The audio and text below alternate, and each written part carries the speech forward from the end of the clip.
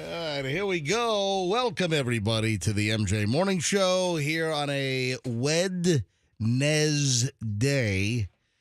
My God, that video that I shot at the airport of the kid running around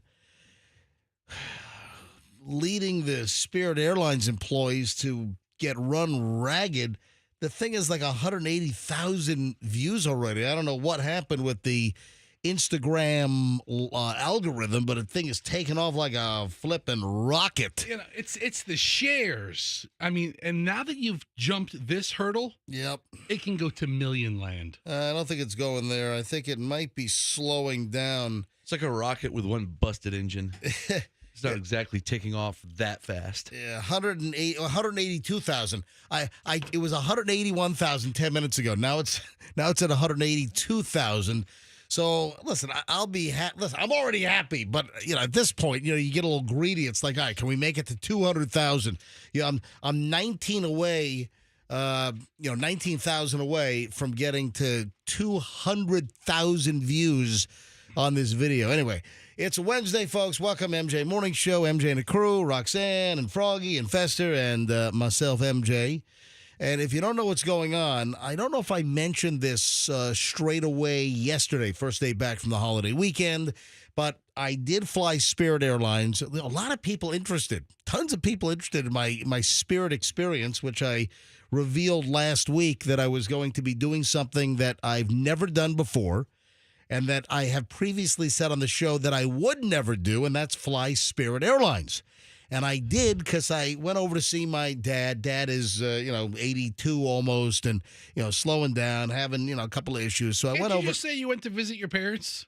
Yeah. I mean, every time it's like, oh, Dad. Oh, Dad. Well, listen. You make it sound like he's on death's door. I want to send the guy flowers. No, he's not on death's door. Okay. But, You went to visit the folks. He has some issues, having trouble walking these days. So went over to see Dad. Turns out that the Spirit schedule worked best for me over the holiday weekend. And it was cheap. Even booking virtually last minute, I was kind of going against the grain because I was leaving early on Sunday morning in the middle of the holiday weekend. Most people would leave on Friday or early Saturday, and then I was coming back first thing Monday, which I thought that fare would have been all jacked up, but it wasn't. It's only like $59. I paid like $59 each way, and it was even cheaper than Silver Air. Silver Air flies the turboprops. This was an Airbus jet. So I, clearly got there faster on Spirit, just the plane goes faster. But I've been on Silver before as well. I thought Silver was fine. I had a good experience on Silver Airways. But it was cheaper to fly on Spirit, which I did. And I got to be honest, it went well. I'll fly Spirit again. Not an issue.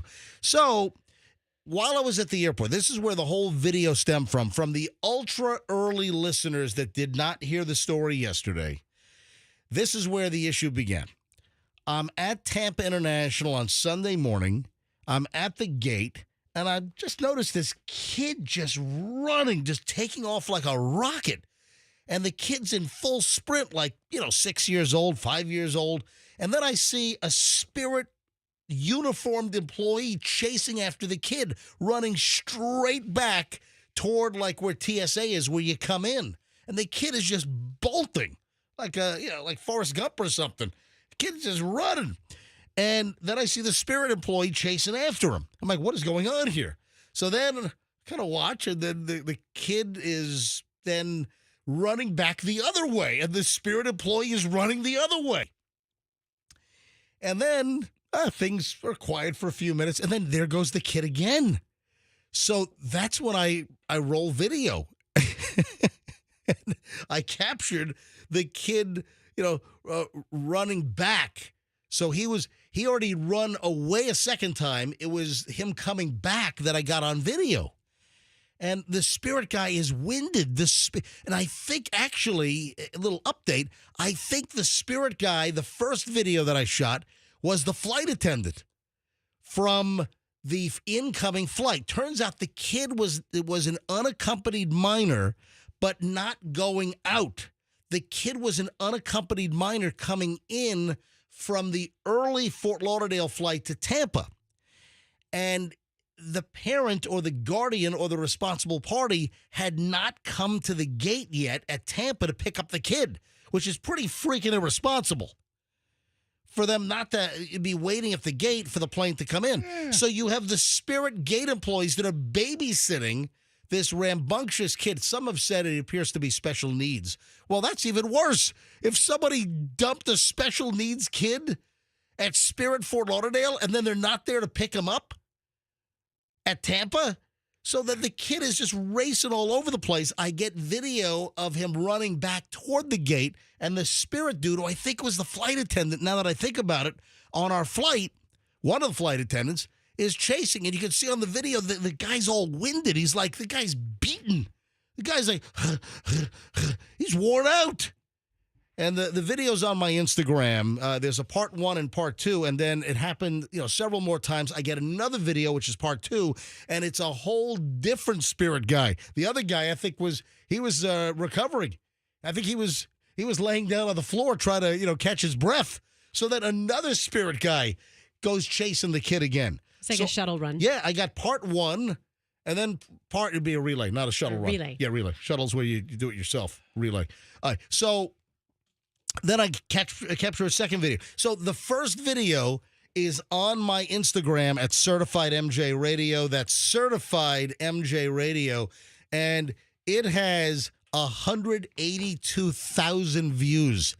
The thing clearly got picked up by the IG algorithm, and it's popping up in people's feeds. You know, you wonder, why are these videos of, crazy crap show? Well, I guess one of my video is the one that's showing up in people's feeds these days.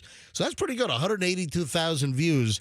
Can I get to 200,000 during the course of the show today? We're all really proud of you, by the way. Thank you very much. Probably. Can I get hey, Froggy? I can't take it anymore. Well, you can't take what anymore? The spirit stuff. I just can't. I mean, it's so much. And I know you got a lot of views. It's really good. Hey, you're 4.8. But what are you going to get from it? Well, you're 4.8 million views away from the infamous butt rubbing video that Fester surreptitiously Yeah, took of she me. got like 9 million. That was views. a different platform. That was Facebook. Yeah, it was Facebook. And I think it was more than that, actually, which I don't know what that did for us, actually. Yeah, it did nothing. I don't know what it is. None of it does anything Nothing. for anybody. That was on No. the MJ Morning Show Facebook page, right? Yeah, it was. Yeah. But here's a question for you. Yeah. You said you have been seeing that you get more followers. Oh, through I this? picked up hundreds of followers. That's great. Yeah. So the people that don't even know who I am or just maybe check my profile, oh, it's a radio show. I picked up a couple of hundred followers from the 182,000 views. Anyway, if you haven't seen the video, it's on my Instagram, Certified MJ Radio,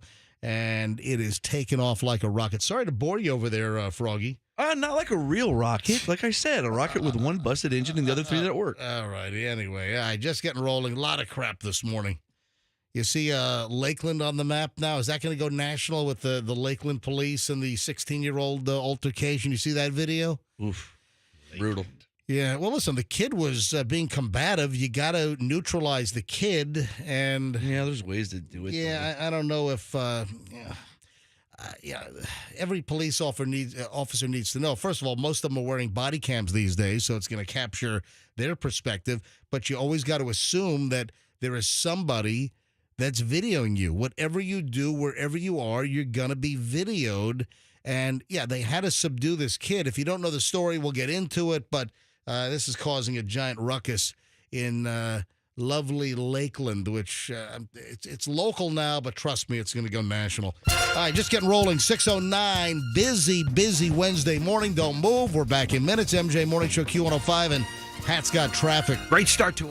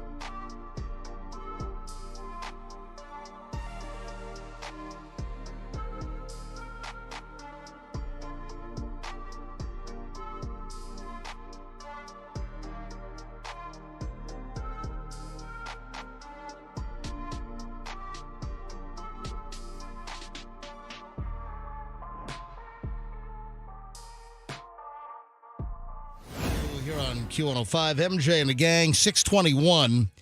A little later on this morning, I will answer the reason why we pulled this old audio chunk. I know an old lady who swallowed a fly. I don't know why she swallowed that fly.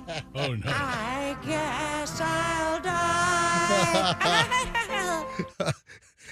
It's actually an old Muppet Show deal. I was looking for, because I remember the song from when I was a kid. You know, I know an old lady that swallowed a fly.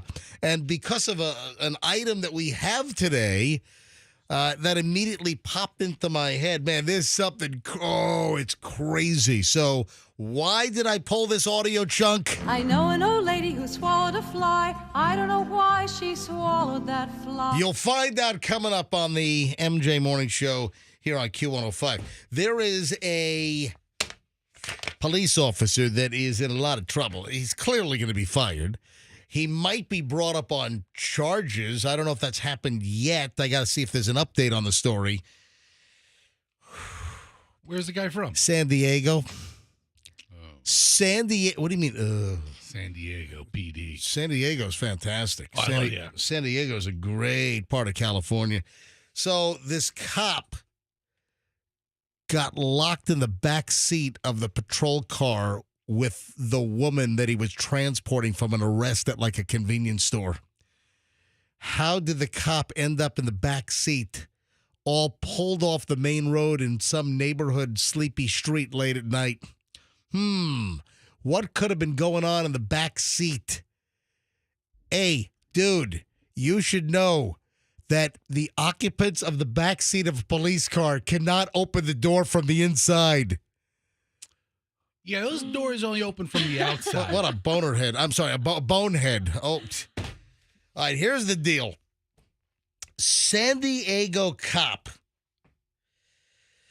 is seen on body cam footage, which has been released, locking himself into the back seat of his cruiser with a female suspect who propositioned him for sex to maybe get herself unarrested. The cop locked in the back seat had to call another unit to come let him out of the car. Apparently, the cop was in the back seat with this woman for about an hour. Whoa. Anthony Hare. That's his name, Hare. Wow. Officer Hair. Anthony Hare. Is it spelled like hair, or is it spelled like hair like a rabbit? Or hair like an heiress. It's that would be heir, not hair. Heir? Yeah, it's heir. If you're an heiress, you're not a Harris. But how do you spell it? H-E-I-R. But it's pronounced totally different. Yeah, and it's pronounced different. It's anyway. Well, stupid of me. So Your son is your heir, not your hair. Yeah, I'm curious as to whether the dude is going to be brought up on charges. He did resign. An investigation into the incident was launched. So the footage now just shows exactly what happened, that he arrested this woman. She was suspected of, grand theft auto, and the arrest happened. It looked like on the video, like at a convenience store is where she was arrested, in a convenience store parking lot. And she was actually arrested. The incident went down originally on August 15th last summer. But this new video has just been released. So the suspect, woman in a red tank top, red shorts, and she was one of two wanted in this whole car theft thing. So Officer Hare, was supposed to bring her to the police station and then to the detention center that serves San Diego. And, well, she asks him if he's married. He says, "You're not too bad. What's it going to hurt me if I work the system? You know what I mean. That's the way I see bleep." She then says, "Are you single?" To which he responds, "Yeah, but you're not." And then she says, "I'm down to bleep right now." Oh. Oh, DTF? yes. That's old school. Oh my gosh. That would be DTF. I'm down to bleep right now. Oh, Classy dude, gal. But the come on. best thing is what he says after that. Listen, men, will you please just restrain yourself? Please resist the urge. And he says, don't say that right now. Don't say that right now because everything is being recorded right now. That's verbatim off of the body cam audio. And they continue driving in the direction toward the police station, the detention area. And he could be heard asking her what's she doing in the back seat. Hare was supposed to bring her to the headquarters, but then they pull off the main road, and they also have the data. There's GPS data tracking for the San Diego police cruiser. There's a lot of technology in these cars. There is. You know, it's 2023 when this happened. You know, way back in 2023, we had the technology. So they even have the GPS data of him pulling off the main road into a residential neighborhood. And the car stops. Car was there for like an hour. You know, partly because the act didn't take that long or whatever they were doing back there. But he was stuck in the back and he had to figure out, oh, my God, how am I going to get out of this jam? He should have kicked out the window or something. Or Those are tough windows to kick out. Yeah. I've seen episodes of Cops where people might as well have broken their ankle before those windows break. I've seen episodes of Cops where they try to kick out the window. That's how you get yourself hog-tied. All right? It's called a hobble. They hobble you. That's how you get all hog-tied. Yeah. So Hare then started driving the cruiser down the residential street, blah, blah, blah. Turned off his body cam.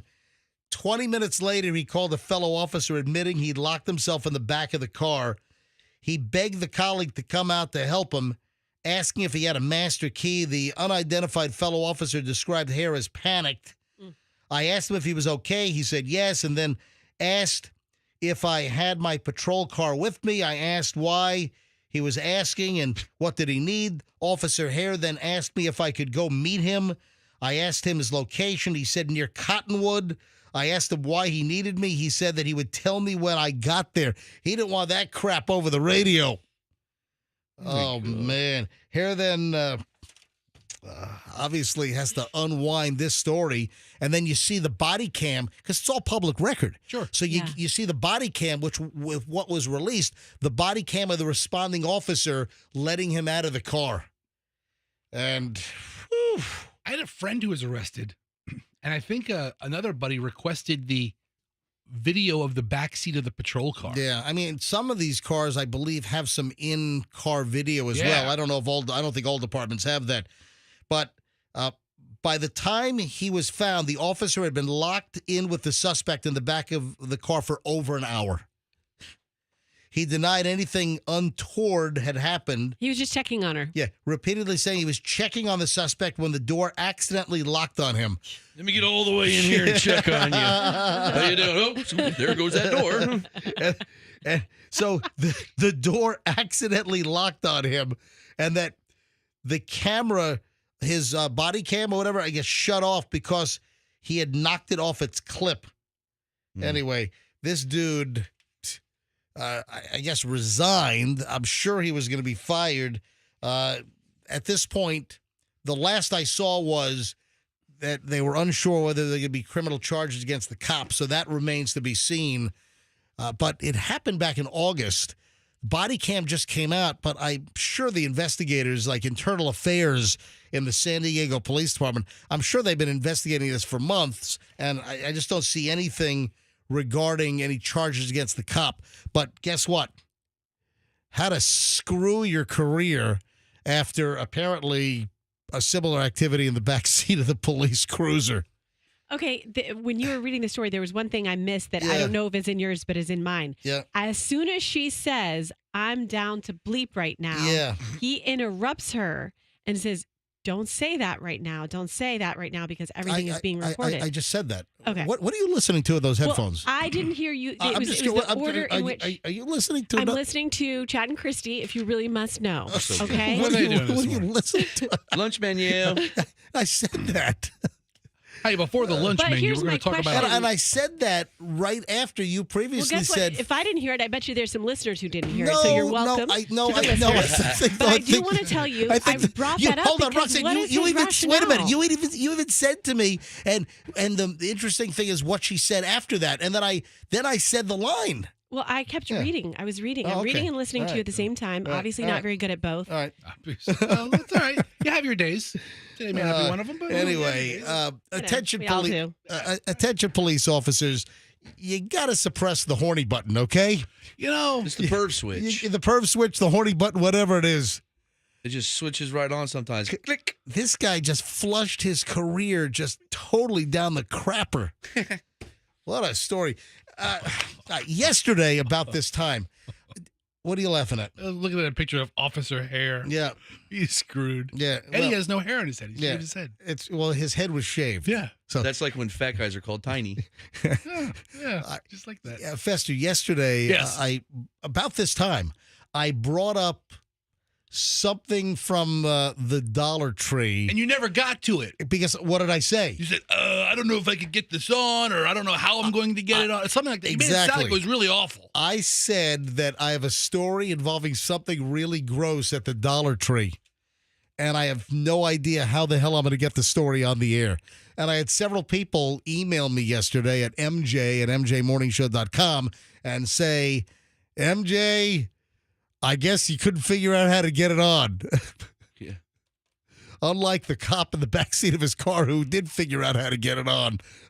So He figured it out. Let's All go right. get it open. I'll tell you what I'm going to do. All right. I'm going to. I'll deal with the story next. It'll be first up in Morons in the News. And I might have to omit a lot of stuff. And you might have to try to piece together the story that is going to be difficult to get on. Hold on. I'll try to. I don't want a redacted story. I can't do all the details, but I'll Boo. I'll try to waddle my way through it next. How All right. about that? Here on the MJ Morning Show on Q105. Stand by. Let's talk ID.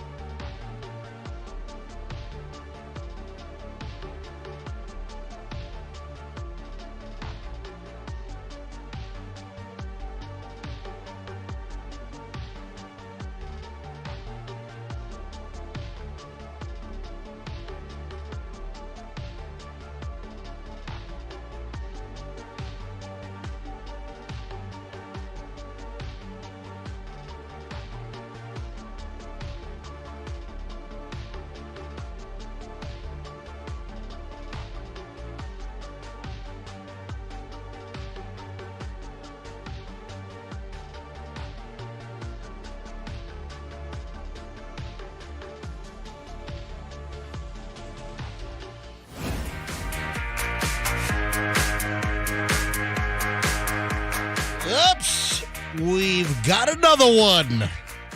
That's part of the story as well, because one of the folks at the Dollar Tree apparently said, we got another one, which leads you to believe that this is a pretty common situation. Folks, morons in the news at 6:42 here on the MJ Morning Show. And as I had previously stated on yesterday's program around 6:20-ish or so, I said, Fester, I've got a story, and this is a location, this is a place which is very near and dear to Fester's heart. His favorite store on the planet is? Hands down, the Dollar Tree. And it's a Dollar Tree story. But what I said on yesterday's program was, Fester, I don't know how I'm going to get this story on the air. It's going to be very, very difficult. I'm going to, and you know what? Yesterday, I couldn't figure out how to get it on the air, but I had people that made a request.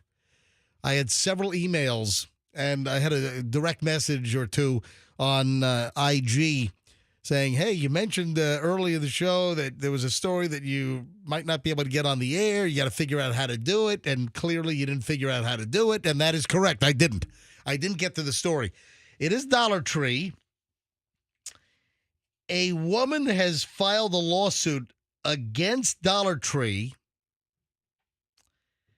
She claims that a man covertly bleeped on her back while she was shopping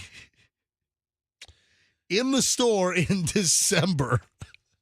Well, how does that even happen? That is correct. Oh, my God.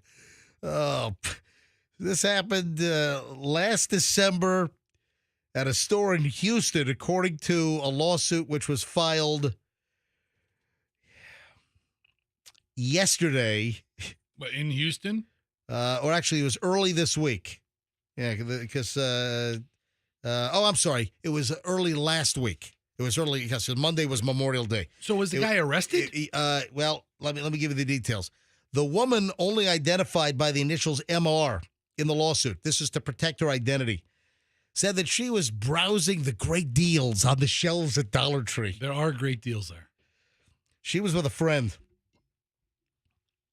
Friend was on another aisle. She was on one aisle. The friend was, I guess they were double teaming it to make sure those great deals at Dollar Tree didn't slip through their fingers. It's easy to get separated when you go into a Dollar Tree with another person. So she said that a man suddenly came up behind her and started saying sexually explicit things to her. She hurried away, found her friend on the other aisle, and said that they had to leave right away. They were paying for the items when they saw the man leave on a bicycle. As the plaintiff was getting into her car, her friend pointed out that there was something on her back. Sure it wasn't a big bird? A real big bird. Plaintiff realized that the perp had done something while making the lewd comments behind her in the aisle at the Dollar Tree. Are people able to figure this out? I'm leaving specific details out because I can't say this stuff. I mean, the Dollar Tree is a very exciting store. Yeah, the woman and her friend cleaned things up with towels that they actually bought inside at the Dollar Tree. Well, of course. She then went home, took a shower, changed clothes, and tried to get what happened out of her head. From the lawsuit, it reads, she tried to rid her mind of the dirty, disturbing encounter. She later called her sister, who is a police officer, who advised her to report the incident. The victim went back to the store to speak to employees. When she explained what happened, the clerk allegedly yelled at the manager, "We got another one!" What? Oh, my, yes! What kind of a place is this? Oh, my God. I would imagine it happens more than you think. Oh, my God. Wow. So the cash register lady yells to the manager inside the Dollar Tree after the incident, "Oh, we got another one!" They should have a code name for it. Oh, my God. We got a dropper in aisle 3. We got a dropper? Some sort of code word. It has to be like a code word. Oh. Usually it's color codes. Yeah. I'm not sure what color we could use. That. I mean, I probably think of a few. When I went in for my kidney stone blasting at Tampa General, do you remember? We did a segment on while I was like in prep and waiting, and then the lithotripsy machine got lost, and it was being brought in, and the guy went to the wrong hospital, and I was in the prep area waiting for my procedure for like hours, and I heard like code blue, code gray, all kinds of stuff. One of them was like a combative patient or something. Yeah, those are always the best. Yeah. So so Froggy, they need a code word at the Dollar Tree for a self manipulator with a situation. We've got Let's another just call it one. a situation. All right, It was apparently the third assault in 4 days at the business. So this That's the same sicko, dude. yeah, it had to be. Yeah, okay. So this sicko pervert is getting his thrills by talking dirty behind the back of women shopping at Dollar Tree, and then I told you I'm having trouble getting this story on the air. So weird. Have you My ever been to a God. Dollar Tree, MJ? Yes, and not frequently. My kids like the wall of toys, all Yes. the little junk trinkets, Yes. all the crap, for $1. So a couple of times when, Chloe was maybe, I don't know, 6 and Julian was 3, I popped them into a Dollar Tree. I think Michelle did it originally, and then I was driving and they're like, Dollar Tree, and I stopped, It's the greatest store.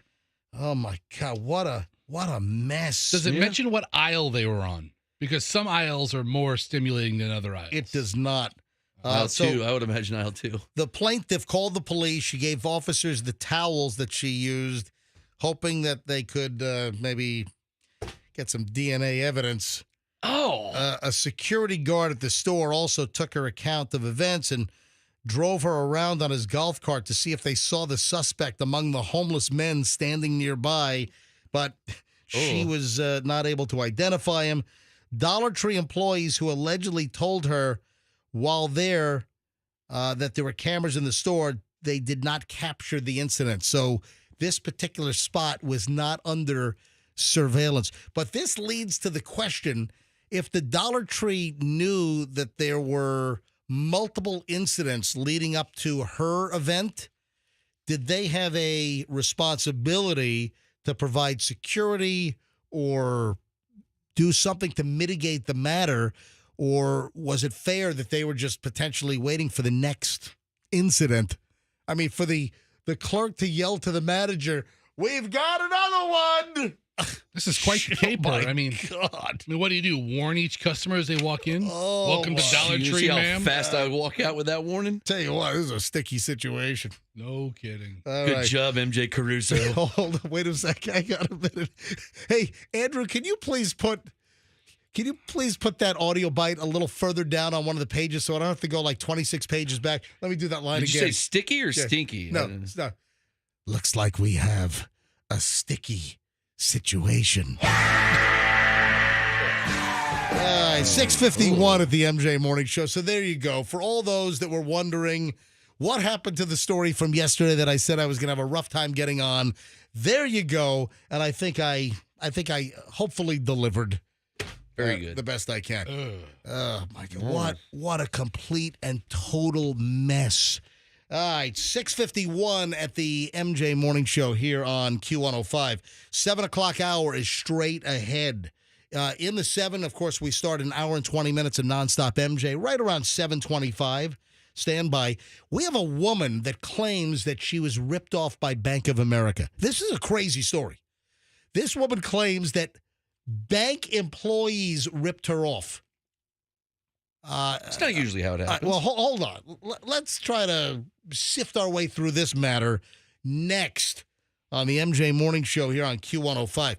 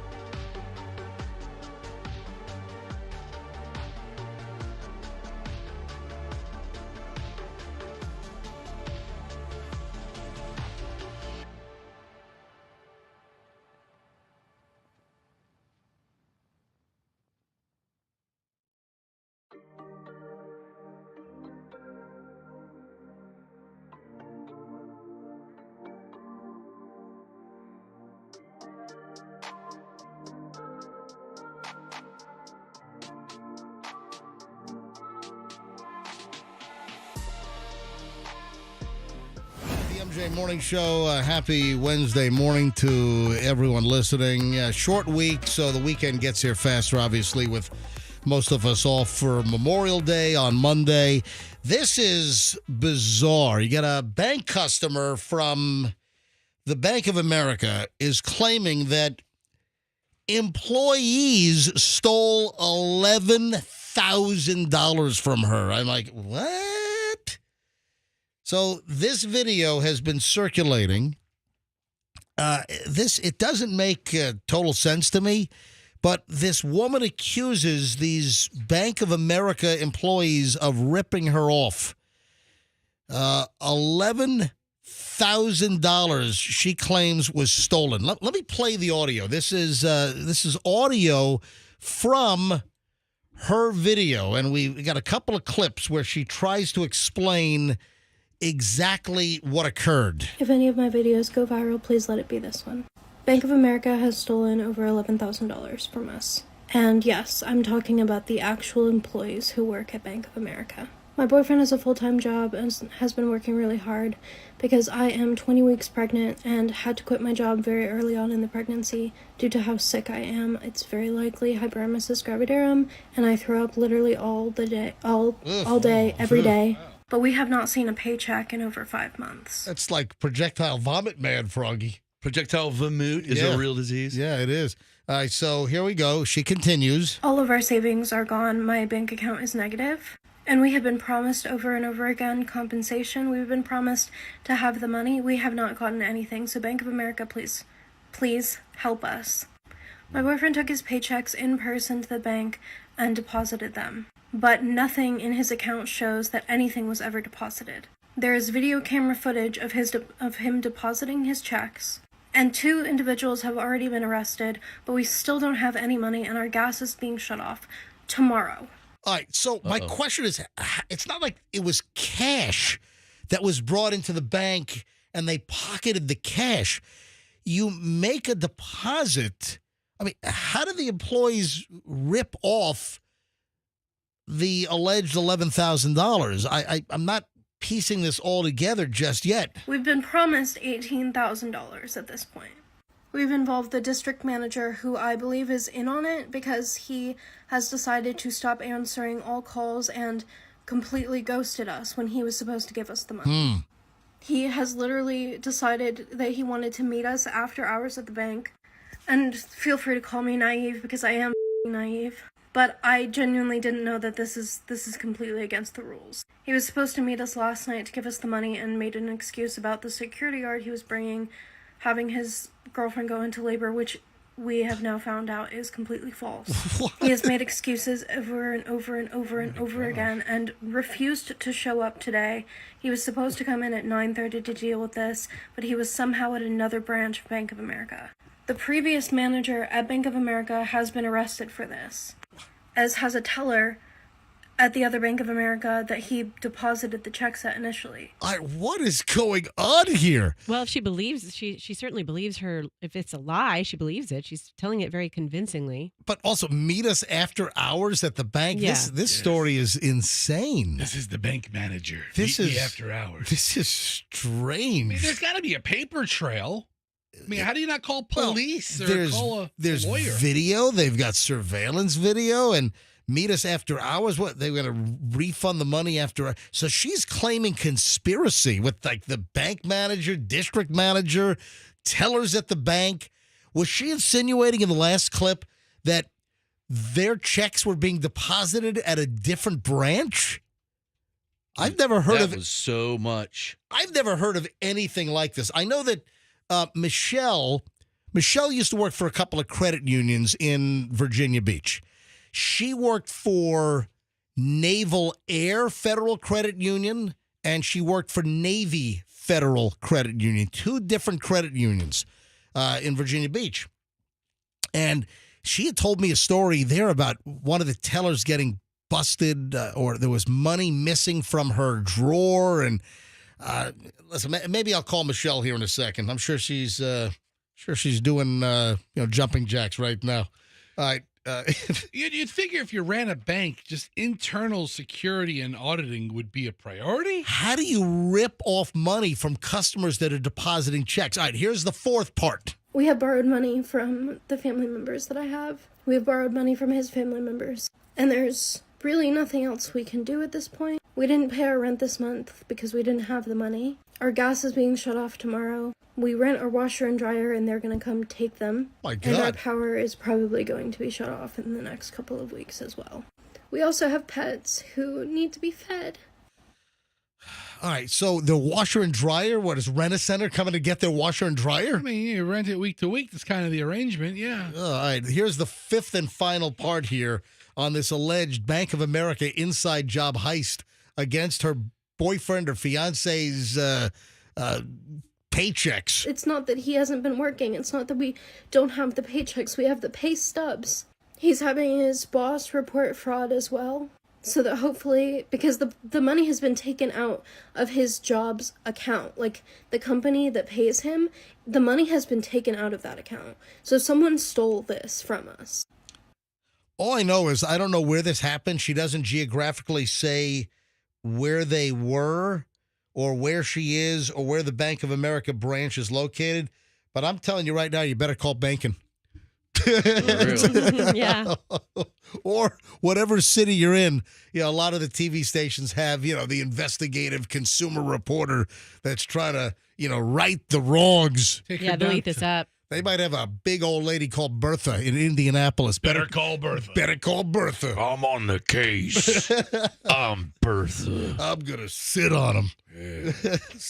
Getting justice for you. What the? But I don't have any more detail. What is going on? Is there anyone listening? Is there a bank teller? Is there anyone that know? Is this some kind of a scheme? Have you heard of this? Where the tellers, the manager, they're in on some kind of a defrauding scheme to steal or skim money from deposits from a check? This doesn't seem like the customer you'd want to be fraudulent with. He made $11,000 in 6 months. Well, whatever the story is. Yeah, I mean- all right. Anyway, here's the phone number. If anyone has any clue to this, would you please enlighten me? Because this is kind of like a Scooby-Doo mystery. What is going on here? What's the racket? Zoinks. All right. Zoinks! Bank of America, zoinks, Scoob! All right. 800-990-1047. If anyone has any idea what the hell. And listen, we're pretty good at figuring stuff out. And we're pretty in tune to all the scams and schemes. You hear about stuff a lot of times first on this show. If anyone knows what the heck is going on with this claim from this woman who's virtually in tears shooting this video, if anyone knows, phone us up. 800-990-1047. 800-990-1047 if you have any idea what the heck's going on, what the scheme could be, if you have any information about something similar, I'd like to know because I'm intrigued. All right, 800-990-1047. All right, we'll see if we get any calls on that. In the meantime, let me call Michelle on the home landline. Yes, I do have a landline still. I think it's important because it definitely tells 911 your exact location if you call from it. And the phone quality is better when I call Michelle live on the air. Hello. Hey, sweetie, I'm sorry to call you so early. It's 7:10. Are you listening to the show? Oh, I was. All right. Hey, what was the story? Because you worked for Naval Air Federal Credit Union on Newtown Road, and then you worked for them first, and then you got hired away by Navy Federal Credit Union, right? Yes. Did they come scout you? No. It wasn't like the scouts saw that you were such a great teller that they hired you No. away. That doesn't work like that. Okay. Hey, what was the story? Wasn't it Naval Air? Didn't you tell me a story that we just did an item about this woman that claims that tellers and the manager, they're in on ripping them off for $11,000 at a Bank of America branch. And wasn't there a story with a fellow teller of yours? Was she arrested or what happened? Yeah, she was arrested. What happened? Well, in the main vault, we had separate vaults for every teller. When we balanced out at the end of the night, we took our drawer, balanced out, verified it, and put your drawer in your vault with a combination, lock to go in and out of it. And So every teller had their own lockbox with their stash of money? Right, it was a safe. It was like a little miniature, safe that fit the drawer. The drawer fit in there precisely. So So when new tellers get hired, or also there's protocol for just switching everything every so many days, months, weeks, whatever, just because they want to switch up the patterns, those combinations are supposed to be changed every time there's a teller change or a certain time period lapse. And apparently the head teller did not do that. And so we had a teller change and everybody got new safes. We were reassigned a safe, and she didn't change the combination. And one of the tellers figured it out, and so she went into another teller's safe and took about 10 grand.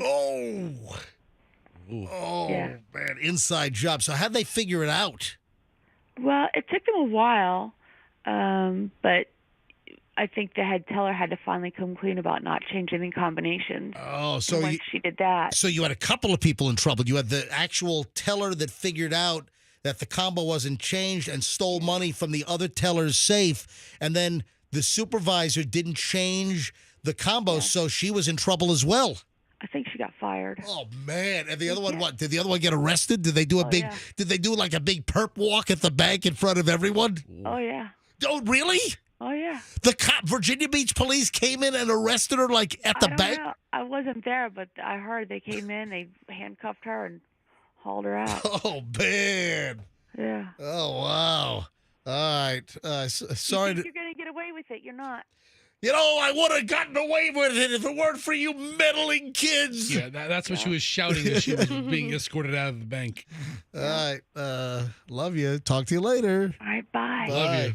Look at that. I see. I remember that's years old, and I remember that crazy story when Michelle used to be. She was a bank teller, and then at Navy Federal, she became a mortgage service representative. And then moved here to Florida with me, got her accounting degree at USF, and then went to law school at Stetson. Look at that. All right. Hey, Andrew, am I grabbing any calls here? What, am I grabbing anything? Line 2? All right, Andrew says line 2. Oh, we have 2 calls on hold regarding, what the hell happened here. Hi, good morning. Who's this?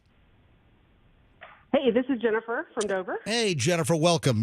Fester didn't have the call screener up. So go ahead, Jennifer. You have any insight here? Well, the first things that popped into my head were 2 things. Either one, she's doing this for clicks so that whatever social media she's posting this on, she'll get paid. So you think that the story could be completely bogus? Totally. All right. But my more realistic option is that he is taking the checks to the bank, but he is cashing them, and he is pocketing the cash and not telling her.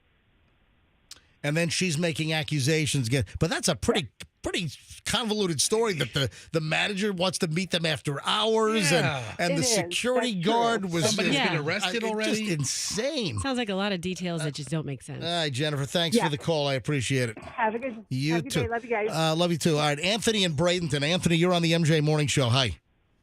Hey guys, good morning. Any ideas? Yeah, well, I don't have any much of ideas, but something similar like that happened to me. I actually bank with Bank of America and some other financial institutes, and I actually went to the location in South St. Pete. Now I was given a check by a client. Okay, I'm a residential designer, and I went to deposit into my account. I deposited on a Thursday afternoon. It was probably maybe about a month and a half ago. On a Thursday afternoon, about 1 o'clock. About 25 minutes into the line at the drive-through, they come back and they said, somehow the system froze up. Wait a minute. Whoa, hold on. You were in line at the drive-thru for 25 minutes? Yes. What the hell? Pete location. Hey, you ever hear of like a mobile deposit on the app? You know what? I was using the time to catch up on other phone calls and making other, do within a vehicle. Right. So I didn't really mind too much. I didn't. All right. So cut to the chase. What's going on here? What happened? Long story short, they said, when the system comes back up, I'll see it in my account. That was Thursday afternoon. Nothing. Friday morning, I call up. I said, look, I haven't got my money yet. What's going on? Oh, they're still having problems with it. Long story short, it was Tuesday afternoon before the deposit actually cleared up in my account. And it wasn't because there was a hole in the account. It wasn't anything wrong with the check. There was something going on there, and I don't explain it. But long story short, now I use my mobile deposit. I don't go to the drive-thru anymore. All right. Well, you don't get the lollipop either. All right. Thanks for the call, buddy. All right. Keep your lollipop. Yeah, there's not a lot of reason to go to the bank anymore unless you need to grab like a lot of money in ones to shoot a promo video for a cash contest for a radio morning show. Aside from that, aside from getting $40,000 in singles, exactly, frustrating all the strip club owners for a couple of days. 7:16 at the MJ Morning Show. We start an hour and 20 minutes of nonstop MJ next. Oh no, it's another boneheaded billionaire. You're not going to believe this. Do we know this one? Is he a famous one? Hang on a minute. Wait till you hear what this billionaire wants to do. After what happened last summer, I don't think I'd want to take this chance of implosion. Oh. Yeah. Yes. Yeah, for real. Yeah, hold on. We'll explain next. Also, do you know what busy bragging is? Busy bragging. This is like a new term that's popping up. Are you a busy bragger? And then I've got a fiance nightmare story that you got to hear. That's just scratching the surface because we do an hour and 20 minutes of nonstop MJ next. Don't move. Hey.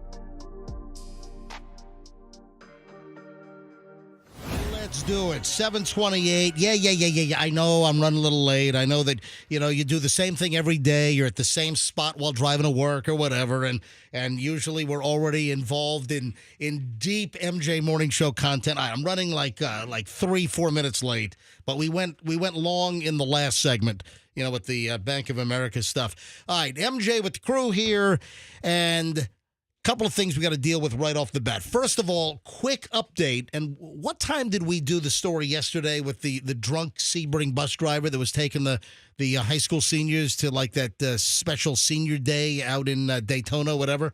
I feel like it was later in the show than this. Yeah, I think it was a little later in the show. But there is an update.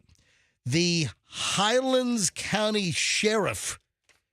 Andrew's telling me 9:30 because Andrew keeps a log of what we do and when we do it. Nice job, Andrew. Yeah. Somebody's working around here. Yeah, so he keeps a log. Very, very good. All right, so you'd be a good over-the-road truck driver keeping like a driving log. Dude. Or a pilot. Yeah, exactly. I saw a video yesterday. Or a scuba diver keeping a good logbook. Or a fisherman keeping a good logbook. Yeah. Andrew would make Or a logger keeping a good logbook. Yes. Keeping track of the logs. Logbook. In the logbook. Yeah, yes, Fest. No, I saw a guy on Instagram yesterday talking about how much money you can make by just being a van driver delivery guy. And I'm thinking, this radio gig is for the birds. Why is that? I could drive a box van. Yeah. Take hauls to Iowa. No way. They just bought a really nice pool table. Dude. Have you seen the pool table we got? I have not. I don't care. It's pretty luxurious. Listen to me. It's got the MJ logo right in the middle. No, it doesn't. It doesn't. All right. No. If you were a box truck driver, you would figure out a way to shave the whole top off the thing by going through like a McDonald's drive-through. Oh, that one low bridge that has its own YouTube page. Or the 11-foot-8 bridge up in is that Pennsylvania, wherever it is? That thing tuna cans many cars. That's North Carolina. North Carolina. It's that bridge where for like 15, 20 years, it's been ripping off the tops of trucks. The strongest bridge ever. And then they even raised it. I think they raised it. They can't raise it because it's like a Confederate railroad track. No, they did raise it. They raised it 6 or 8 inches a couple of years ago. What are you talking about? What are you telling me my business over here? Yeah. They raised. Why don't you Google North Carolina bridge raised? They raised it like 6 or 8 inches a couple of years ago. Maybe 5-8 years ago, they raised the bridge. The Norfolk Southern.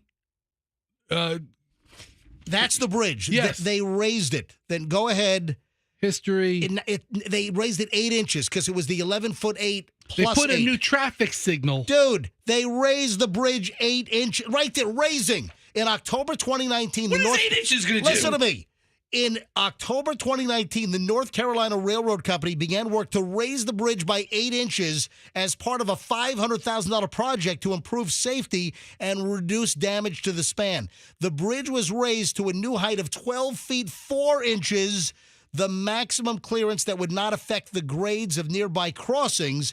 It was further stated that the new height is still far lower than the typical bridge clearance, so the system of warning signals and guard barrier remained in place.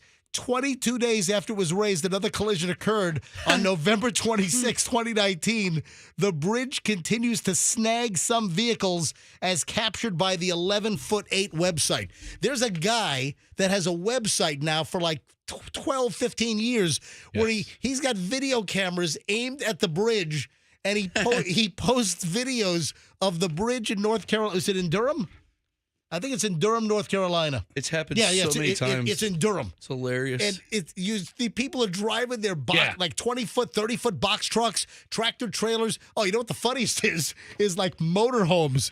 And those things just get shredded. It'll rip like the air conditioning units right off the top of motorhomes. It's 11foot8.com. Would you like to correct yourself now about them not raising the bridge by 8 inches?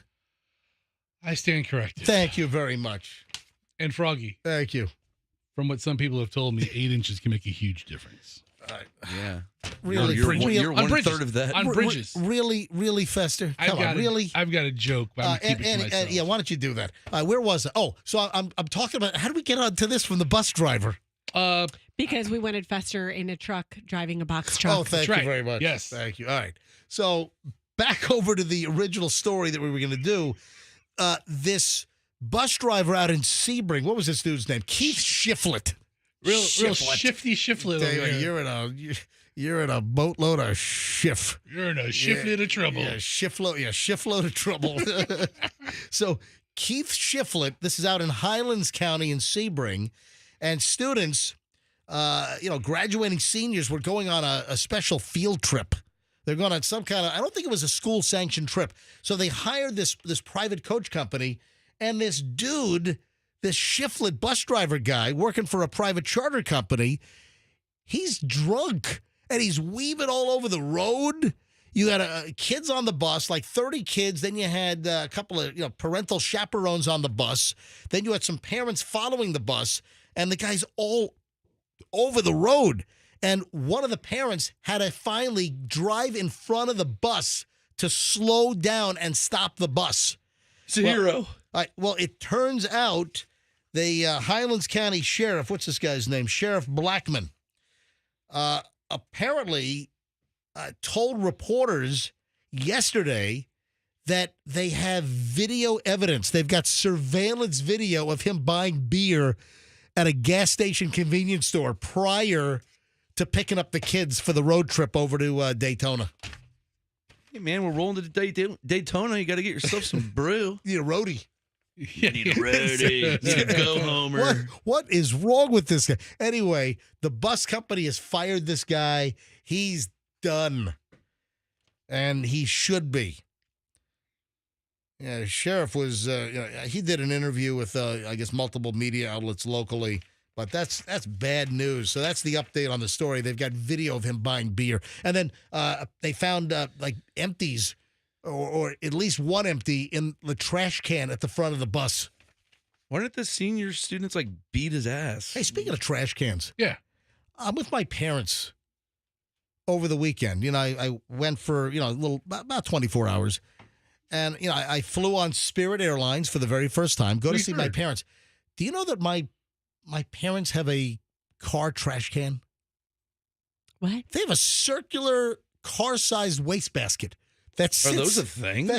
Well, with my parents it is. I mean, how much trash do you generate in your car that you need a round little wastebasket? It's like a miniature round wastebasket that sits on the front floor on the passenger side. Is it like a bathroom size? Dude, it's even smaller than that. It's smaller than a little bathroom, throw your little, Kleenexes in here kind of thing. No. Is it like a big Stanley Cup type size? No, I'm trying to figure what this looks like. It's like shaped, it's a car trash bin. I'm like, how much trash do you generate in your car that you need your own little waste paper basket for your car? I don't know why I'm asking. My dad bought a car that had a fridge and freezer in the rear seat. Damn, he loves appliances and vehicles. Todd, look at this. I can keep my Ensure cold while I drive. He's a Jiffy Pop machine or something back there as well. I buy a car, that always kills me as well. Before I move on, just one other observation. It always kills me when you see a car commercial, whether it's a car, a truck, an SUV, and the commercial is about everything but the capabilities and the drivability of the vehicle. And it's like, I saw a commercial for, I don't know, maybe a minivan, and it was all about how many cup holders the thing had. I'm sorry, I'm not buying a vehicle for the number of cup holders. If you're in the minivan market. I'm an auto enthusiast. I like cars. I like performance. I like drivability. I like handling. Then you're not buying braking. a minivan in the first place. That is true. I'm not buying a minivan. But still, a whole commercial counting the number of cup holders what do we come to?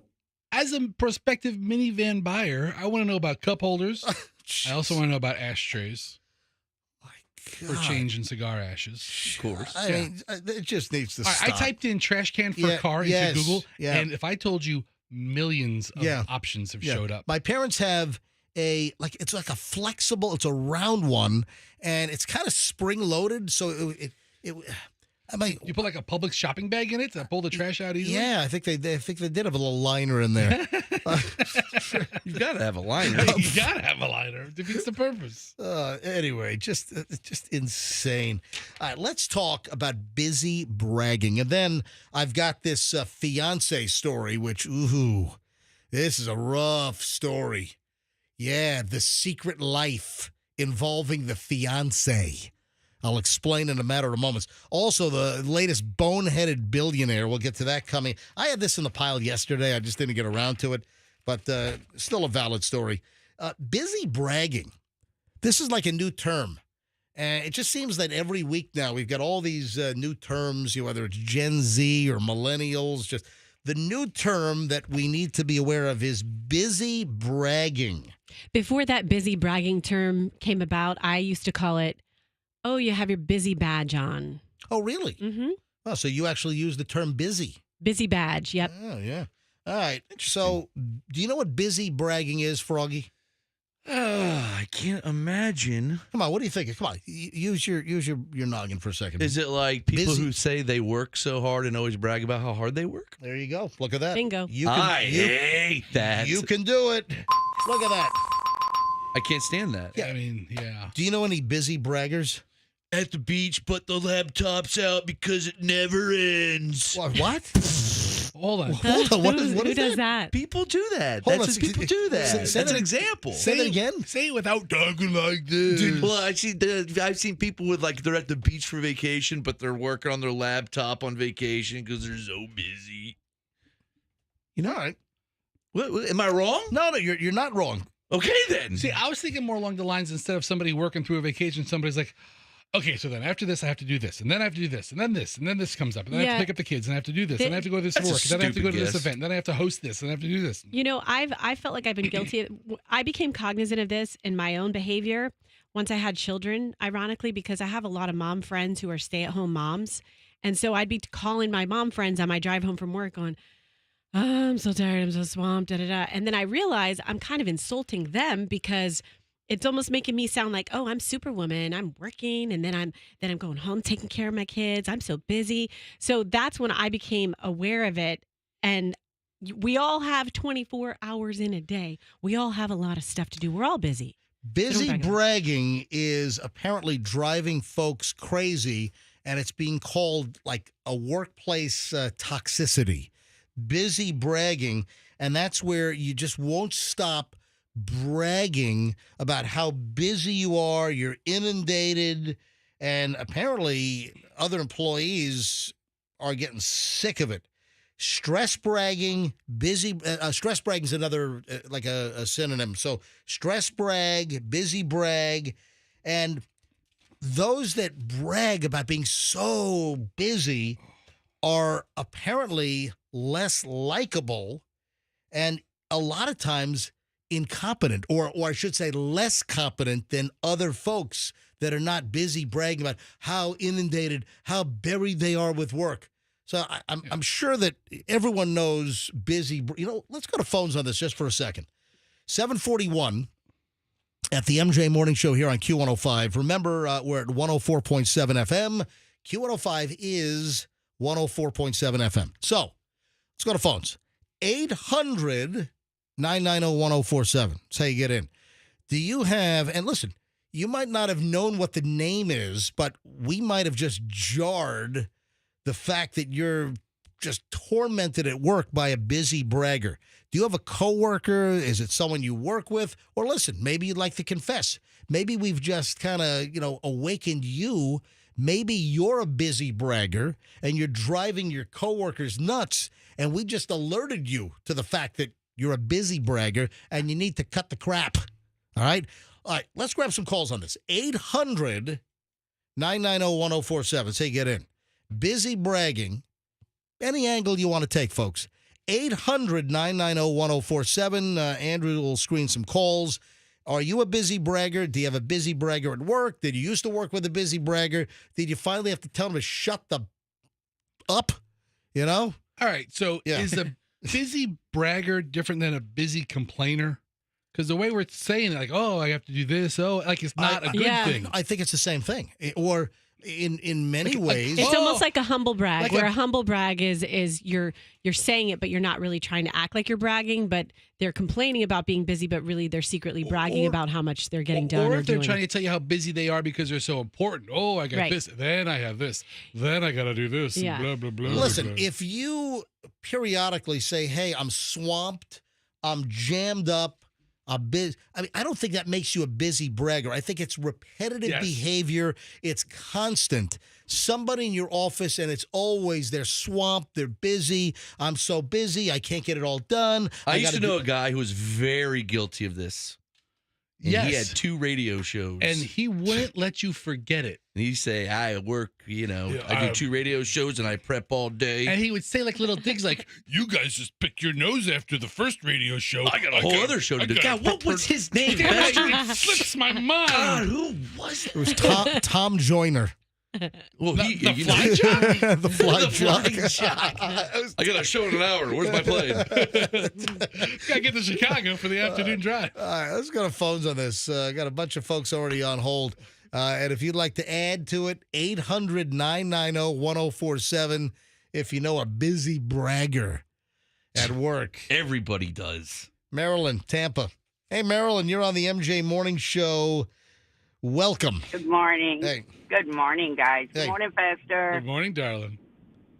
How you doing? I'm good. Great. How What is is this? this? You guys want to exchange phone numbers? Marilyn and I All right, have tell a you thing what. going I'll on. tell you what. You know what? You have Fester's number. It's 813-310-8444. I want you to know, Yeah, call- Marilyn is a manager of a local steakhouse, and she has invited me over. Really? And I have not yet taken advantage Hold of on. it, I'm but I not will. a manager at a steakhouse. Yeah, what's Burger King? Burger King. Yeah. It's a steakhouse. Yeah. That's a Burger King. It's not a That's a steakhouse. steakhouse. Oh, wait a minute. Marilyn, did I meet you at Veterans Ford? Yes, you did, Todd. How are you doing? Yes. Look at yes. She's dropping your government name on you. Yeah, she was shopping for a pickup My truck. son. Yeah, her My son son bought the truck. from Veterans Ford. He bought a platinum 2500 from him. Bam, Holy another MJ cow. deal. Oh yeah, look at that. Rack it up. All right. So, Put MJ on the sales I board. might be that bragger though. I'm not sure. all right, wait a sec. So Marilyn, you think you might be a bragger? Yes. You think you're a busy okay, why do you think that you, Marilyn, are a busy bragger? Because of the fact that Fester knows I have cancer and I'm going through radiation and chemo. And to get myself through it, I talk with my employees all the time. Running the store is hard. So I'm constantly, I don't know if it's complaining, but constantly just, it's my way of venting to tell them that I got schedules, I got this, I got that, I got chemo once a week, I got radiation 5 days a week. And it's overwhelming at times. So I do have a Well, listen, I think maybe we should cut you some slack, or your employees should cut you some slack if you're going through a lot like that. Oh, most of my employees do. Most of my employees encourage it. But I have 2 managers that are like, really? You know. Well, So it's a I might dog-eat-dog need to tone business that you're down in. a little bit. Yeah. All right. Well, listen, Marilyn, we wish you the best, and it was great seeing you at Veterans Ford. And I got to make sure that we got a little tick for another MJ deal. And again, folks, if you're looking for a car, truck, SUV, Veterans Ford, one of our sponsors here on the MJ Morning Show, you go to Veterans Ford, you tell them you want the MJ deal, and no other Ford dealer will beat the price you can get at Veterans Ford on whatever you're looking for if you mention MJ. Marilyn, have a great day. Thanks. Let's grab Rebecca in Wesley Chapel. Rebecca, busy bragging. Go ahead. Hi, yes, can you hear me? Barely. Yeah, it's not that clear. Can you clear it up a little bit? Let me see. All right, is that a little better? That is God. Way that worse. is that is 17,000% better. Go ahead, Rebecca. Perfect. So, yeah, in my line of work, we all have the same workload, and when someone is a busy bragger, and when I say someone, I mean the same person all the time, Yep. I just look at them as you are just not efficient in what you're doing, and you need to be better. Or you need Amen. to, right, you need to delegate. Yep. How many busy braggers are in your office? There's 3 that really come to mind that always complain about their workload and everything like that. What type of work is it that you do, Rebecca? I am a clinical monitor, so I oversee clinical trials for the sponsor. Oh, wow. Interesting. Yeah, really. So give us an example of one of the clinical trials that you've been involved with recently. What did it have to do with? Obesity. It's one of you talked about it on your show a couple of times, actually. I've been involved with that one. Wow, we ought to get Fester hooked up on that. You know, I want to work with the bragger. I don't want to work with her. I want to work with the busy bragger. Hey, Rebecca, thanks for the call. I'll grab two more because then I got to get to this awful fiance story. Ooh, boy. All right. Line 5, Sharon in Lakeland. Sharon, MJ Morning Show, you're up next. Hi. Hi. What about people that volunteer? You know, they jump right in and then they complain about,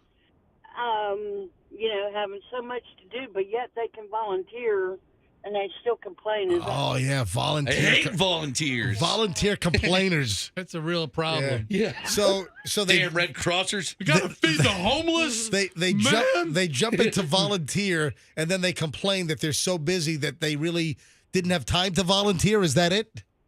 Yes. Oh my God! That's Well, hardcore. that's what you know what you do with them. You throat punch them. Yeah. Well, let me tell you, Sharon, the soup at the soup kitchen's not going to serve itself. You give them a high-ya karate chop right to the Adam's apple or whatever. All right, thanks for the call. All right, one more. Volunteers. Joy. They seem like really nice people. Hello, Joy. Welcome to the MJ Morning Show. Thank you. So does feeling like you get hit by a truck every day count as bragging? Because that's how I feel every day. Well, hold on. Do you brag about how exhausted you are? I don't see. There's a difference between bragging, like, "Hey, I'm super important. You know, I got all this stuff to do." Okay, we get it. Kind of like people who sit in like Starbucks with their laptop all day. It's like, okay, we get it. You're busy. But like, there's a difference between like, I'm an important person and I just got the crap beat up out of me, just from day-to-day life. So I say I'm more on the side of complaining. Oh, so you're a complainiac. Oh, for sure. Yeah. You strike me as complaining, Joy. Well, But you have a sweet little voice. You probably complain. You have a sweet little voice, like what? Like a chipmunk, like a mouse, almost like a progeria. Yeah, like I don't know. Maybe it's the name Joy that's making me think that, but that's so ironic. I get that a lot. I don't know if it works in my favor or not, but I get that a lot. You kind of sound like a midget. I've never met. Stop it! I'm sorry. Like a big midget. I'd like to. Joy, this is your theme song right here. Little Love Joy, this. yeah. Boogie Nights. Yeah.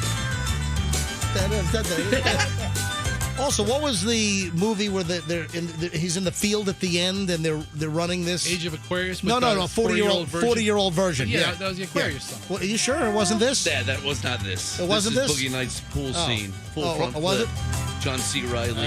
Anyway. Hey, Joy, thanks for calling in. Bye, Joy. Thanks. Bye. Have a great day. Bye. Yeah. What's your husband's name? Anger? Yeah. Hate? Her husband's name is Pissy. Pissy. We're gathered here today to join Pissy and Joy. Or Andrew saying joy and pain. So, yeah. Daviana's middle name is Joy, and she always gets confused. So she'll ask you if she wants to know your middle name, MJ. She'll be like, "Hey, MJ, what's your Joy name?" Hold on. You named your kid after a dishwasher soap? Yes. Yes, I did. That's her middle name? Daviana Joy. Her name is going to be Dawn Joy. Because she was born in December, so joyful season. Yeah, Dawn Joy would have been really good. We were going to call Chloe her middle name Palmolive. Palmolive? Yeah, but Gets the grease out. And then Olive for short, But we settled on Victoria. You named your kid after a perfume? You know Max's middle name? Fabuloso. Or a purse, Chloe. Yes, or purse. Chloe purses. Now, Chloe's initials are CVS.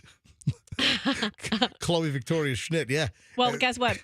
I wear my daughter's initials on my neck, and it says ED. Oh, like erectile dysfunction? Oh, that's Isn't nice. that funny? Oh, no, lovely. Evelyn and Daviana. All right, now on to the fiance story. 7:52 at the MJ Morning Show. Running a little bit late here. Sorry, man. Can you imagine this scenario? Your fiance dies, and then after he's dead, you find out that he had a whole secret life and a whole secret other woman. Yeah. Yeah, exactly. And then there are some other severe complications here. So this woman's name is Caitlin Palmieri.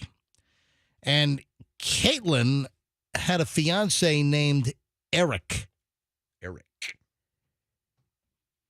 He died on their wedding day. That's the other complication. They're about to get married, and Eric, Caitlin's fiance, dies on their wedding day.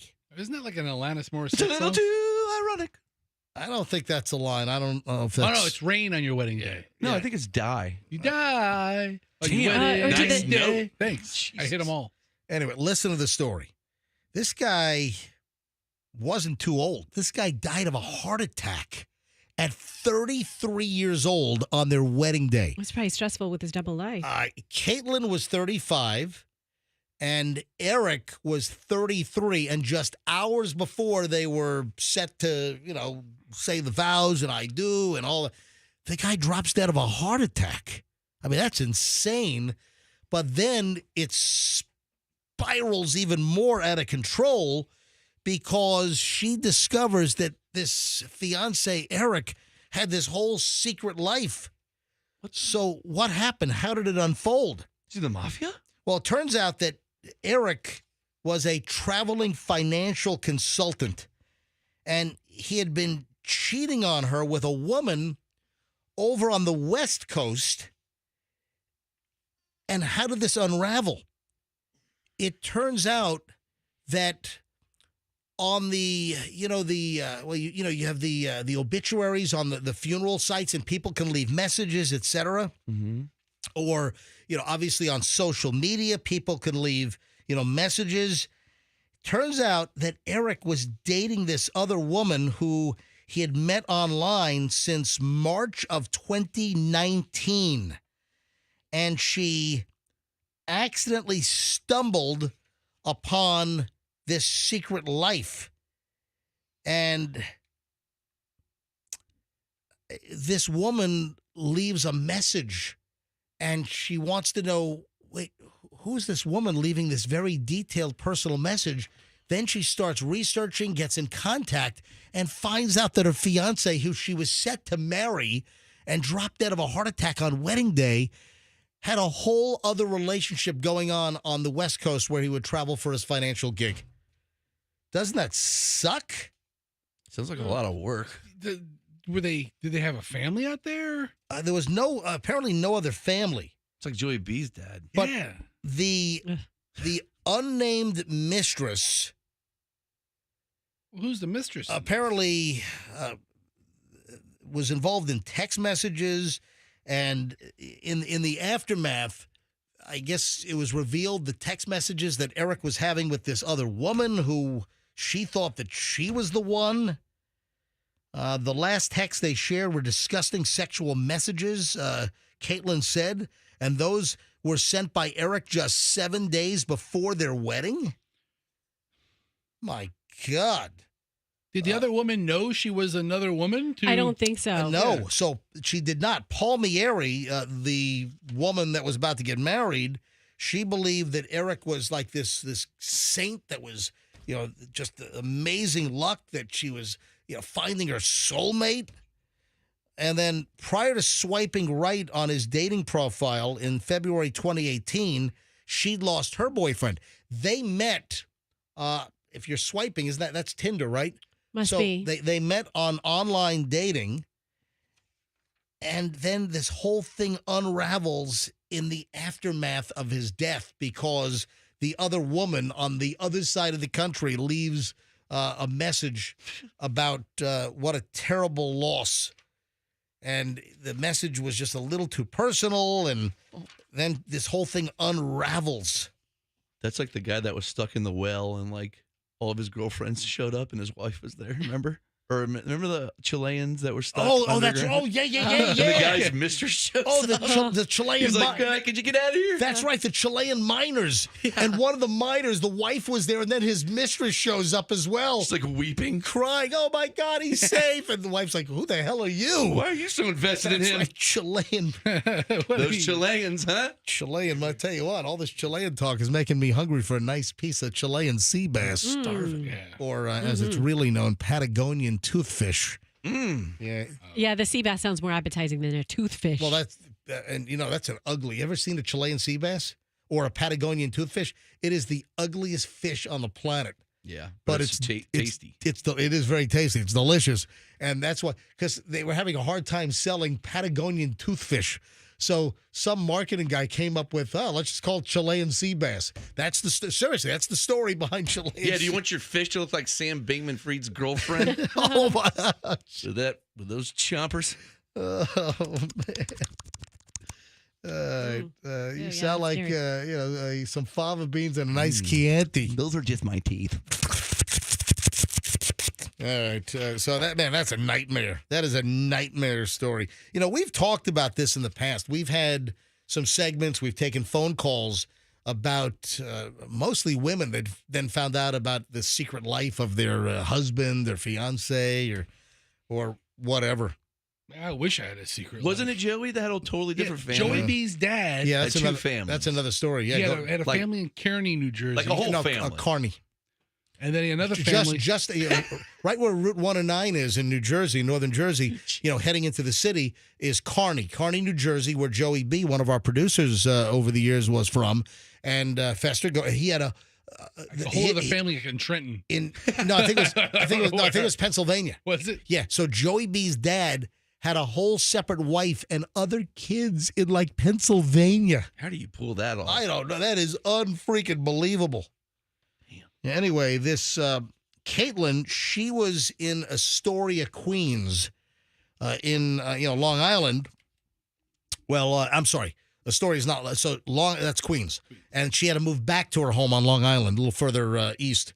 So, and the other woman's on the West Coast. This must be an East Coast thing. East Coast guys, East Coast, West Coast. You think they could pull it off? Man, but that's unbelievable. But you then see like sympathy messages left on social media and on like an obituary website for the funeral home, and this woman is like, "Oh my God, Eric, I'm going to miss you so much." And I miss the way you wait a minute, who are you? And then the whole thing unravels.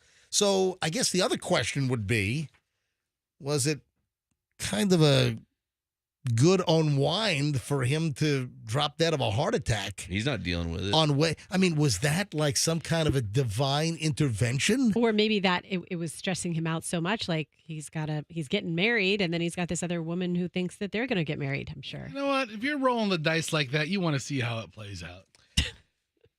I don't light a building on fire not to watch it burn. What is wrong? What are you? You're an arsonist now? No, I'm just accused and acquitted, but well, no charges were ever filed, but because it wasn't arson with the turkey fryer fire. So, but no, MJ, listen, if this guy's doing this risk reward lifestyle, he wants to see how it plays out. We have a billionaire bonehead on the heels of that sub implosion that went down to try to check out the Titanic. It took out like a couple of billionaires. Yeah. Remember, that was what? Ocean Gate, right? So Ocean Gate, clearly that Titanic mission did not work out very well. Yeah, but that thing was a cheap old clunker. Well, now we have an Ohio billionaire that wants to prove that taking a submersible down to see the Titanic is totally safe. So we got a billionaire. Is this one of these cases where this dude's got more money than sense? Or he's claiming it's totally safe. How is he a billionaire? Real estate. So this guy's an Ohio real estate billionaire. His name is Larry Khanna. Are you Larry Khanna? Larry Khanna. Yes. I'm looking for Larry Khanna. Real estate investor Larry Khanna. He's from Dayton, Ohio. Lovely. Can I point something out? If you're a billionaire, what the hell are you doing? You get the hell out of Dayton, Ohio. You could buy Dayton, Ohio. You can buy Ohio. Yeah, there's nothing going on in Dayton, Ohio that you'd want to be hanging out doing. Yeah. Build a castle. Yeah. Anyway, he and another dude, Patrick Leahy, they're going to go down 12,400 feet in a two-person submersible. Yeah. He and the Triton Submarines co-founder, Patrick Leahy, are going to take the plunge. He says, quote, to the Wall Street Journal, I want to show people worldwide that while the ocean is extremely powerful, it can be wonderful. It can be wonderful and enjoyable and really kind of life-changing if you go about it the right way. Yeah, life-changing for sure. Yeah, like taking it away from you. Like crushed like a Coke can in your hand. It's like, I mean, smashing a Pabst Blue Ribbon empty against your forehead. You better have 17 layers of like the strongest ever metal on Earth. These billionaires just seem like they're on a mission to kill themselves. It's crazy. Coming up with ways to die. All right, I'm going to fly into space with this thing I just constructed. Yeah. Buy one of the old space shuttles and take it up. No kidding. Leahy, the dude that the billionaire's partnering with, he designed a $20 million vessel, which is called Triton 4000/2 Abyssal Explorer. Abysmal? No, abyssal. What an awful name. Like the abyss going down. Oh. It is abyssal, not Yeah. abysmal. There's A no piss hole? there's no MPAT. Like a fish hole in a snowbank. So, I mean, really? Come on, guy. After Ocean Gate, and 5 people got killed in that thing. Leahy designed this sub, and apparently they're going down. Patrick has been thinking about and designing this for over a decade, but we didn't have the materials and technology. You couldn't have built this sub 5 years ago. Yeah, the materials weren't available until the other one imploded, and suddenly the marketplace was flooded. Well, but wait a minute. But the other one, the Ocean Gate, that was built over 5 years earlier, right? So How much did that one cost? Is he taking a swipe that the materials were not effective? Well, clearly they weren't. I mean, look what happened to Ocean Gate. That guy went down there in an eggshell. Yeah, the Titan has been headed to the Titanic site. That was when the catastrophic implosion happened last June. That was June 18th. Was that last year already? Holy cow! Was that no way. Was that last year or 2 years ago? Last year? Was it last summer? 2 years ago. With the I can't remember. I don't remember. Yeah, the Titan was going to the Titanic site. That the Titan is the Ocean Gate, and that was June 18th. Titan. And now this guy has an all new sub, and he's what is this like one-upsmanship? Hey, dudes that died, let me show you how to do it. It's like, this is how we do it, you know? So, I mean, how did Ghoulish This is how we do it. Guys, they're going to play that music in the sub when they go down. They used to play rock music on the Titanic. Montel Jordan, man. Yeah. That's what my Anyway, there's some P. Oh, never mind. I'm sure this is going to get a lot of attention when they find. I don't see a date when they're taking it down, though. Is it going to get a lot of? It'll get It a lot will of, when it explodes. Yeah, thank you. That's when it gets attention. And he Dude, dies. no. It will get a lot of attention. The fact that this Ohio billionaire and this sub dude, Larry, are going to take a sub down to the Titanic on the heels of the other one imploding. Put an MJ Morning Show rap on it. Yeah, this is going to get a lot of attention. Yeah, it's going to get attention for all the wrong reasons. I almost. Don't even say it, Fester. I almost want it. Are you insane? What is wrong with you? I'm not rooting for the billionaire on You're this. a sicko. Leave well enough alone. You want them to die? Okay, maybe I don't. You want a twofer? You want a double dose of death? Maybe just a little small How about crack. this? How about this? I don't want small them. crack. Yeah, maybe a leak. This will really scare the crap out of them. I mean, the other guys took it down with a GameStop like Nintendo 64 controller. Yeah, well, this guy has That's like right. I mean, the other sub was a video game controller for like ridiculous $39 on Amazon. This guy is using the Wii controller, so he'll have a free hand. Nice. And MJ, I mean, are you really going to shed a tear if this billionaire goes in the submersible? His family will. Will anybody else? Dude, what are you saying? I'm saying I don't want the guy to die. I'm saying you're a billionaire. Come up with better ish to do than go to the bottom of the ocean. For real. Would you buy a cloud or something? Seriously. I know an old lady who swallowed a fly. I don't know why she swallowed that fly. I guess I'll die. What are billionaires swallowing flies No, now? What's that? that's a segue. Oh, okay. Oh, All okay, right. that's- No. okay. Nice segue. I'm moving into something else. What is that fly was- infected with? That was a transition. That's like if you were watching Batman. Remember, da-da-da-da-da-da, and it changed scenes. Yeah, That was a transition. We Nice need a 50-year-old transition sound reference. effect like that. Or like Gilligan's Island. Da-da-da-da-da-da-da-da-da-da-da-da. That. Da-da. Hey, Andrew, you're going to want to put this video Or up. Saved by the Bell. Or Seinfeld. Boom, ba-dum, dum, dum, dum, dum, dum, dum. Or Mad About You. Isn't that way? He was so mad because she had gas issues. That's the Paul Reiser Hey, never talked about that. Andrew, you got to get the fly video up on our website, mjmorningshow.com. There is video. Oh, Mike, this is unbelievable. Fester, bring this up. Okay. Where is it? Boston Channel 25. Boston Channel 25. The anchor Oh, no. swallowed a fly live on television.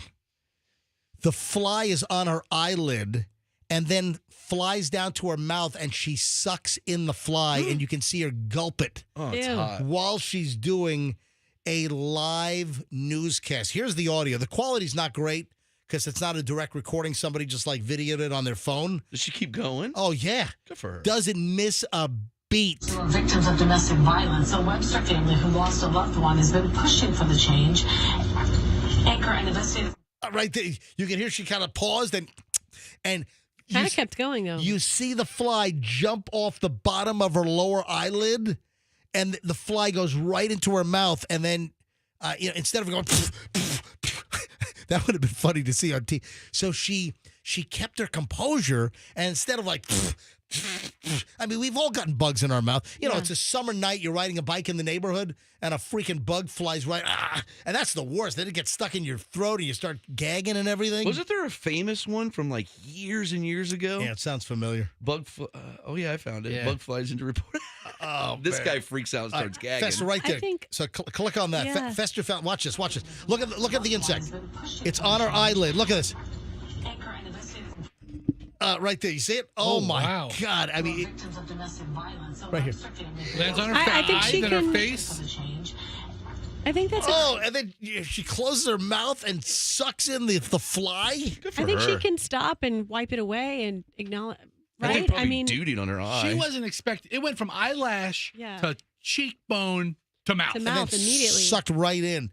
And then instead of her going, that's what I would have done. yeah, she just swallows it. Like a frog. Yeah, She's a her champ. name is Vanessa Welch, Good for her. and she's the morning anchor on Boston 25. Is that ABC? She's hardcore, man. Yeah.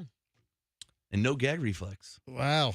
I mean, not for flies. I mean, no, sorry, that is hardcore if you're swallowing a fly live on television. Yeah, this is caught a lot of attention. Take that girl out for a steak. You Ugh. be the reporter, I'll be the fly. Bugs in the mouth. All right, Fest. Yeah, not Get it? not very good. No, I would imagine that thing is carrying some sort of. Yeah, because flies, they like to land on feces and stuff. And get germs. She swallowed all a right. little fly turd. Thank you, Yeah. Roxanne. Yeah, All but right. that's what happens. That's what they I hear- do. All right, now this Really is Transfer talking things. sexy. this next item is awful. Somebody returned a dog back to the shelter locally because the dog was boring. What? Those are the best kind of dogs. You adopt a dog and then you bring it back because the dog is too boring for you. That's an awful Oh, person. this is just terrible. Do you have a dog that's a little chattier? Yeah. I mean, I what's tried a, to ride a bicycle with my dog. It was all lazy. Didn't want to do yeah, it. what's a boring dog? You take it for a drag? I mean, my dogs, they play with you, they lick you, and they run. This is nuts. This has a multi-county component and a Tampa Bay component. So there was a recent mega adoption event. Yeah, they have those. Yeah, and I thought it was like around the state. But anyway, the dog was, listen to this. The dog was adopted over in the Orlando area. The dog was adopted in Orange County. And this story does not have a happy ending. It was a husky named Honey. Honey the husky was turned in by owner number 1 because of allergy issues, apparently. Then the dog was adopted. Honey the Husky was adopted from an Orange County shelter, and this was during the mega adoption event, and that was May 17, 18, and 19, so just recently. And then the dog was dropped off, turned into the Hillsborough County Pet Resource Center after the family that adopted the dog said that the dog was dull. The dog was boring and was not interacting enough with the family. So they adopt a dog out of the shelter, then they turn it in a couple of counties older for being dull? There should be repercussions for this, like a fine, jail time, something. Oh, It's terrible. You can't find a dull dog. Yeah, Rescue Me Tampa on their Facebook page, they said that the family called the adopted dog boring, so they dumped it off at the shelter locally after it was adopted in Orange County. All right, so I am not a dog guy. Kids want a dog. Oh, man, dogs are the Yeah, best. I don't want a dog. I mean, you're a bad father. I am. They You're a give you terrible unconditional love. Smoke Yeah. cigars while your kids are all boxed up in your car and you won't get them a dog. Yeah. I mean, You blow smoke in their face. It's awful. I was hotboxing Hudson on Monday teaching them the facts of life. What is wrong with you? Listen, so You're going to get investigated. fine, but come on over. Anyway, you won't see a dog.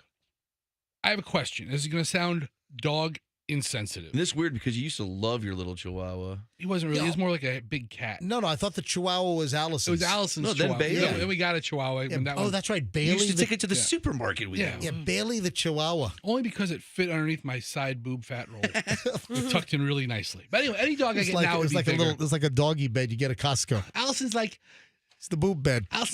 some breeder called me. They're having a batch of golden doodles. I'm like, no. And she's like, it's only 5,500. And I'm like, my car wasn't 5,500. Get I'm your. not buying All right, listen. You don't have to buy a $5,500 Yeah, I know. Like, designer Franken dog. get the but step in. get your family a dog. Man. Go to the shelter. I don't know, those I'll are the tell you best. what. Why don't you go get Honey the Hound here? Yeah, go do it. Honey the Husky. Let me tell you why go, I'm go not. pick up Honey the Husky. Let me tell you why. What?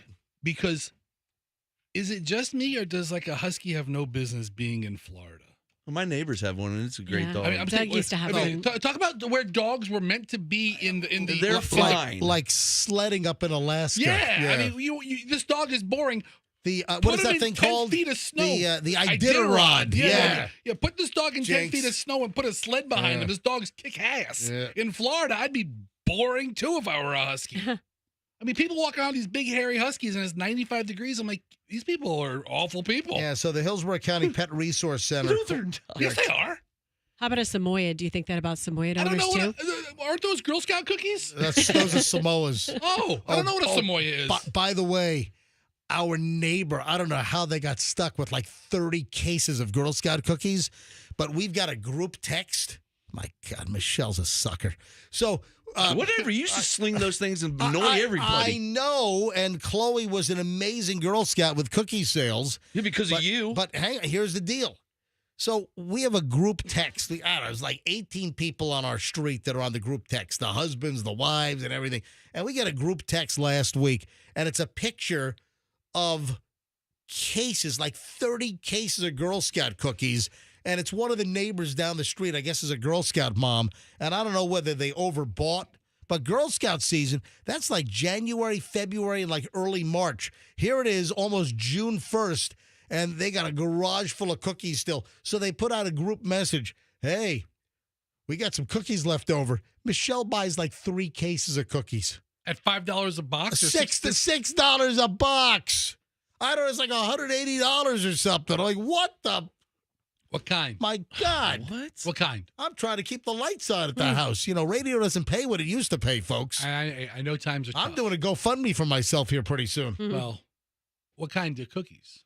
So I think she got, Samoas were sold out. Hang on a minute. Those would be melted. If they were in somebody's garage for 2 months, they would be melted together. Hey, I got to get back to Honey the Husky. I mean, I'm incensed. I like them, though. A family, I think, had the dog for like 24 hours and said, it's too dull. They turned it in. 24 hours? That's it? Some families don't realize what a pain dogs are sometimes, and then they take it home and they're like, "Oh, this is so much Yeah, work." some families do realize it, and then they get called jerks for not getting dogs for their family. She's not picking up now. Maybe she's still doing jumping jacks. Maybe she's just devouring these cookies. She has 3 cases to motor through. I'll give it one more shot. But seriously, we got like 3 cases of cookies. I'm Bring like, them in here. We'll take them. them. Vestra will take them. It depends what kind. She's I'm not. a little She's not. uppity. Hello. Hello. Hey, what were you just doing? I just called you. Living her life. Downstairs. Oh, you went downstairs. Yes. Oh, and then you heard I was calling you, and you ran back up. No. Jeez. Okay. Hey, Michelle, how do you buy 3 cases of Girl Scout cookies and not call me and tell me to come over with 2 gallons of milk? Oh, I'm sorry. Why couldn't you buy like 2 boxes instead of like 3 cases of our neighbors? First of all, our neighbor is clearly incompetent and does not know how to order. What? They ended up with. You just have to order what you want to try to. The neighbor's got 30 cases of cookies left in the garage. Michelle, hold on. I saw the picture that was in the group text in the neighborhood. Exaggerating. Hey, Michelle, when you were a cookie mom and you were a Girl Scout mom, it's the worst. We never ended up. I remember having to pick up the cookies. Fester, you helped. You didn't pick them up with me. Fester, didn't you use your pickup truck? Yeah. We went to that shipping and receiving thing off of Gandy, in Manhattan. Yeah, right at Manhattan and Gandy. It was the chicken, the cold storage chicken distributor was back there. Yeah. Now it's like a mini storage right there at Gandy and Manhattan. Just can't have enough mini storages around town. Yeah, exactly. So, Michelle, listen. Remember Fester? Do I? Of course I remember. So, Michelle, why couldn't you buy a couple of boxes? Why'd you get suckered into buying like 3 cases of their leftover cookies? Because we are all cookie eaters, like beasts in this house. Okay, Michelle, but I didn't need you to bring that calorie count into the house. Well, then stop. Just control yourself. Can't do it. He can't do it. I know. You know what the worst part of being the cookie mom was? Is MJ would come home from work and he'd pull in the garage and he would walk right past the cases of cookies and he would grab a box and go straight to his office. And then I'd have to go in his office at the end of the week and count all the boxes and then pay for them. Because he would grab like a different box every day. All right, what flavors do you have? Full box of cookie every day? Can anybody answer my damn question? This is all right. So, Michelle, what flavors did you get from the neighbor with the bad inventory skills? I got the tag-alongs, of course, Yep. That's a good because one. everybody in our house loves those. I got Thin Mints, trefoils, and some Samoas. Right. So, hold on. Which one was sold out? The lemon ups. Yeah. The lemon ups were sold out. I thought that the Samoas were sold out. No, the Samoas, they had a lot of them left. All right, there were a couple. The lemon ones, they were sold out, and there was one other one that was sold out. The peanut butter ones were sold out. The Do-si-dos? Yeah, Do-si-dos were sold out. Yeah. And I forgot what that other one was.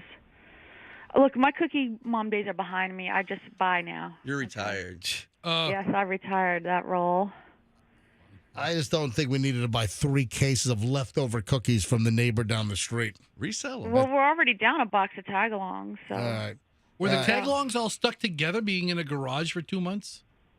No, because when I did it, I was sold out by the end of February. No, but this person you bought it from, the one with the bad market over the bad inventory skills. Oh, no, they were tasty. Okay. Were these cookies from this year or last year? Well, I didn't, you know what? I didn't check the dates. Yeah, I'm let's sure check. they're from this year. Check the Best Buy date. All right, Michelle, see you in a bit. Bye. All right, bye-bye. All right, so back over to this dog thing. So Channel 8 had the story. The Hillsborough County Pet Resource Center confirmed that Honey was returned to their shelter and stayed with them for 24 hours before being taken in by Husky Life Rescue, run by Julie and Michael Bassett. All right, so the dog's been rescued by a Husky rescue, so it's out of the shelter. So I guess it doesn't say how many days the family had it, but the adoption event was May 17th through 19th. Today's May 29th. I mean, how sad is that? They adopt a dog and they turn it back into the shelter days later because, the dog is boring. What do you want, the dog to bite your kid's eyeball out? What do you want the dog to do? Hold on. Listen, Mr. Dog's boring. You want the dog to throw a wild party on a Friday night, invite all of its other dog friends, and terrorize your neighborhood and wreck your house? No. You know, and maybe play poker. Yeah. The dog poker, you know? I always thought that was a classy Oh, piece of yeah. art. Yeah, that and Elvis, velvet Elvis paintings that you get at a gas station on a Saturday. MJ, what do you want the guy to do? If the dog's boring, he knows he's not going to want this dog. Hold on. He can't You've drop it had around a corner. give the dog a couple of days to adjust in the new home. They didn't even give the dog a chance. I'm all right. Oh, let me guess. I'm you're glad the worst person. I'm glad he didn't drop it off at a corner. Like you would do? Yeah, we just got to keep you away from animals. Probably I think we need to keep you away from humans. Thank you. Yeah. I wish I didn't have to see people. Anyway. Especially you three. Or, I'm sorry, two. All right, so Rescue Me Tampa said that the dog was listed as 10 years old. Oh, it's old. Oh. But Husky Life Rescue, they're saying that it could be even 15 years old, and they might keep it now and not even put it back up for adoption. I hope those people drop dead of a heart attack. Huskies are the ones that can have like a brown eye and a blue eye, right? Yes. Like that guy that used to do sports Jay on Crawford. Channel 28. Jay Crawford. Yeah, remember him? Jay Crawford. Really? Is he still alive? He actually works at a pet shop. Yeah, he's still alive. Oh, Jay Of course Crawford's he's still alive? Yes. What are you talking Isn't he a young about? dude? He used to be on ABC Action News. He had the sports guy. This goes back, 15 years ago, maybe? He had one brown eye and one blue eye. He's a young guy. Yeah, he was a nice guy, He too. left Tampa to do an ESPN. Oh, is thing. that Yes, that he helps did. you? You Oh, think yeah. that helps you Did get the a gig in first take or TV? something. I'm sorry? You think that helps you get a gig, having two different colored eyes? I think you ought to wear, like, Red Devil contact lenses. Like you go in with like sunglasses and you go, I got one thing to tell you. Yeah, I think And they're like, hired. I think Stacy Scheibel on Channel 8 ought to have those red contact lenses that you those wear are for dope. Halloween. Those Yeah, are dope. Devil eyes. that's what she, Keith Kate needs the contacts to cover his red eyes. Yeah, so Jay Crawford is 58 years old. By the way, I didn't mention anyone on Channel 10 because I couldn't. For $1 million, if someone called me up and said right now, name anyone on Channel 10, I can. I could not. I got one. Hang on, the weather. Bobby Deskins. Yes, All right, yes. that's the only person I can name on Channel 10 is Bobby Deskins. That is it. There's a hot blonde Caitlin something. I have no idea I don't whatsoever. objectify people like that. Hey, Florida strikes again. Florida does it one more time. What would we do this time? Making the national news just a couple of hours south of us. A Florida woman, not a Florida man, a Florida woman, 20 years old. I'm sure her parents are thrilled and very proud of her. 20-year-old woman was caught having sex on a public pier down in Naples. And to get away from the cops, she jumped off the pier into the water to try to evade arrest because she was banging it up good on the pier. Yeah, Florida woman caught on a public pier in Naples, dived into the Gulf, I guess, in order to get away. I hope she had a little snorkel with her so she could hide under the water. Yeah, this didn't go very well. 20-year-old Alicia Razzo. They picked her up on the beach. Yeah, the beach patrol got her as soon as she swam to shore. Listen to this. The Naples Police Department received numerous reports about a man and woman going to town behind the historic pier's lock gate. Whoa. It's about 4:30 in the afternoon on Monday, on Memorial Day. And multiple calls went into 911. The guy was Zadok Westfield. Zadok. God, your name stinks, Zadok. He's the heir to the Westfield malls. I listen. Could be if it's Naples. I don't know. Maybe he lives in Port Royal or something. Yeah. Zadok was ecstatic to be getting all that action. I have no idea if and plus a lot of the Westfield malls, aren't they defunct now? Or I'm not really hip to the mall game. Sell the property. Anyway, so Zadok Westfield was getting it on with Razzo. Zadok and Razzo. Yeah. And they were Zadok. Listen, Razzo. listen. Other way around. When the cops arrived, when Naples police arrived, they were still going at it. They were still, going to town. Don't stop the party, man. So the cops show up and they, try to hurry and put their clothes on. Razzo, the female, 20-year-old Alicia Razzo, she jumps off the edge of the pier. Officers were saying, "Stop, freeze." And she jumps off the pier into the water. Yeah, it's like The Fugitive. Yeah, it is. You're right. And how far of a fall was this? Couple feet. No, it's a feet.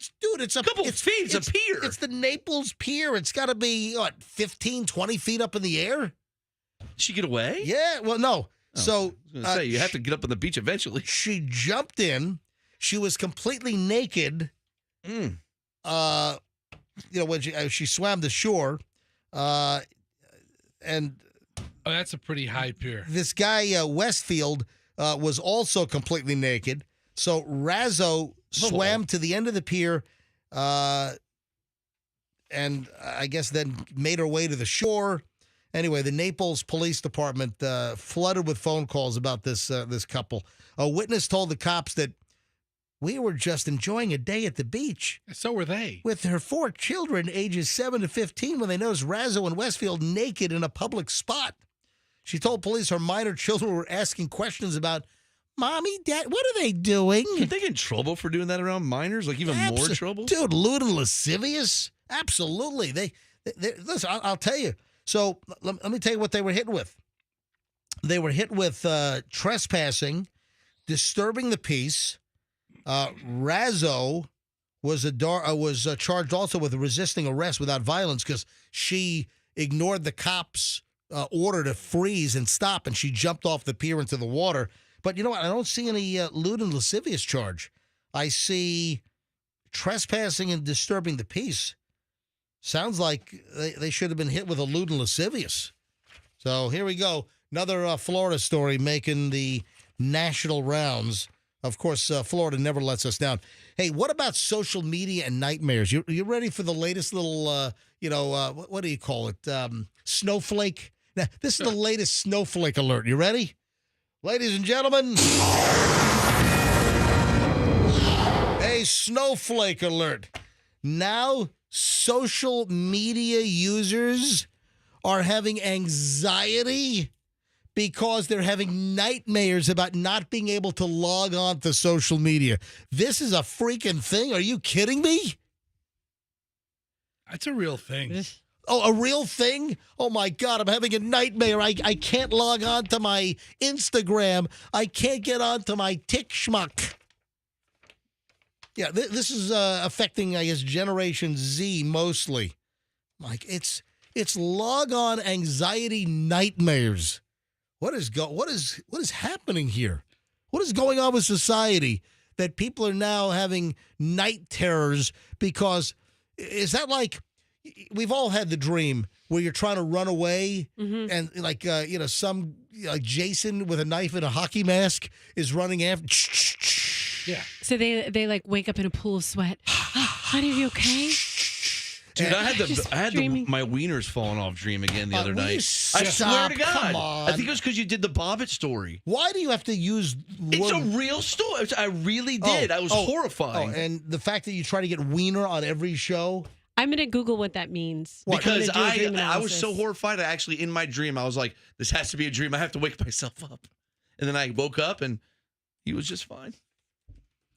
Okay, I'm going to Google that. I don't know what it means. What? You're going to Google what happens if a guy dreams about his unit falling that off? says about your subconscious. In the meantime, I don't want to know. It means you have syphilis. No, that's not what syphilis. Yeah, your brain is telling you have syphilis. it wants to know, how did you feel in the dream? Were you scared? It was Were just you... hanging by like a thread. He was actually relieved. I felt horrified. You know what it was? It was probably the Napoleon story we did yesterday. Probably. Yeah. Something set it off. Yeah, that's what it was.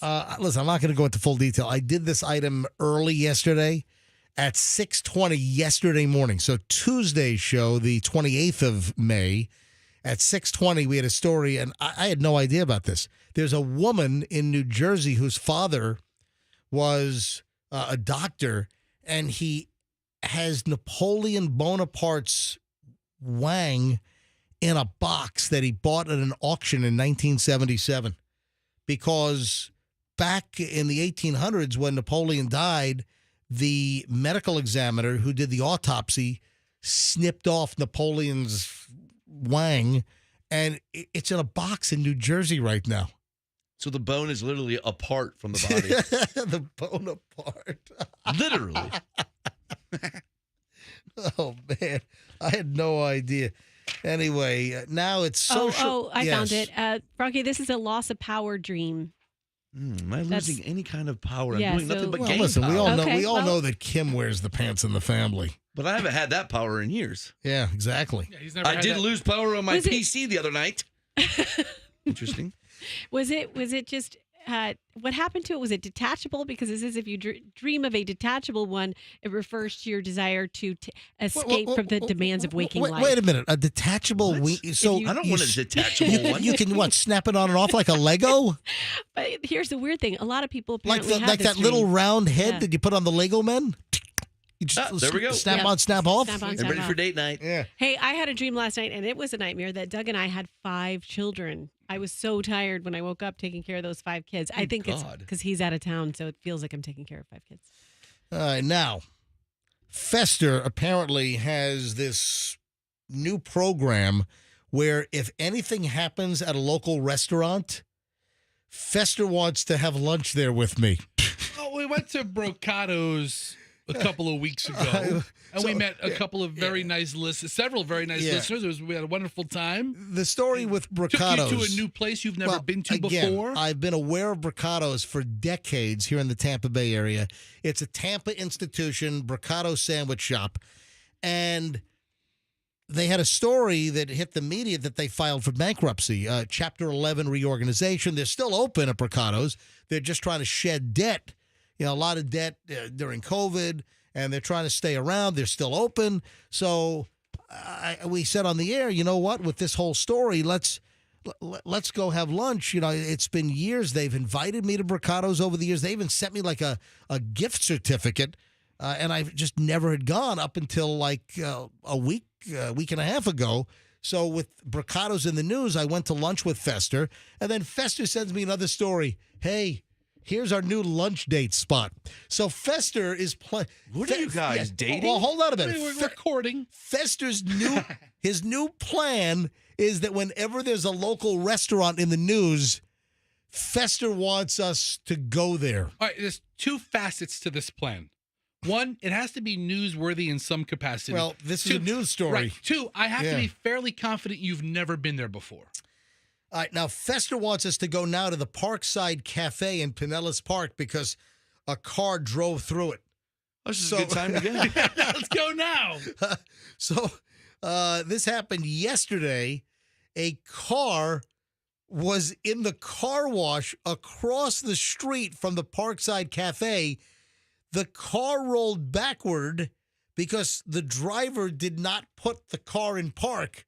So the car not in park drives into the Parkside Cafe.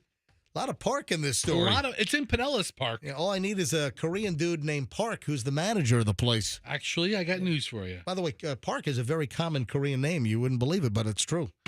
So the vehicle smashed into the side of the building. There's major damage to the Parkside Cafe in Pinellas Park. So we got the Parkside Cafe. The car wasn't in park, and it happened in Pinellas Park. On 49th Street, just north of... Just north of Park. Yes, Park Boulevard. There you go.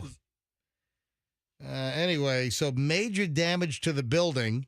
And the last I saw, the news reports claimed that the engineers with the city of Pinellas Park were trying to figure out if the structural damage was, incapacitating or, having to, shut the whole place down. All right, look at this janky or car have wash. have to do major repairs or tear the place down. So this is like the old school car washes Yeah. where you pull your car to like a little cinder block. Yeah, those are the coverall. little the stalls. Right. You pull your car into the stall, you put your quarters into the wall, and then you have that wand. So it had to roll across the street, up Yeah. the curb, over the grass, past the curb bumper, into the building. Into the building, right? And structural damage at the Parkside. So Fester sends me the story last night. Hey, here's our new lunch date spot. I'm like, what? Maybe we should get a Denver omelet.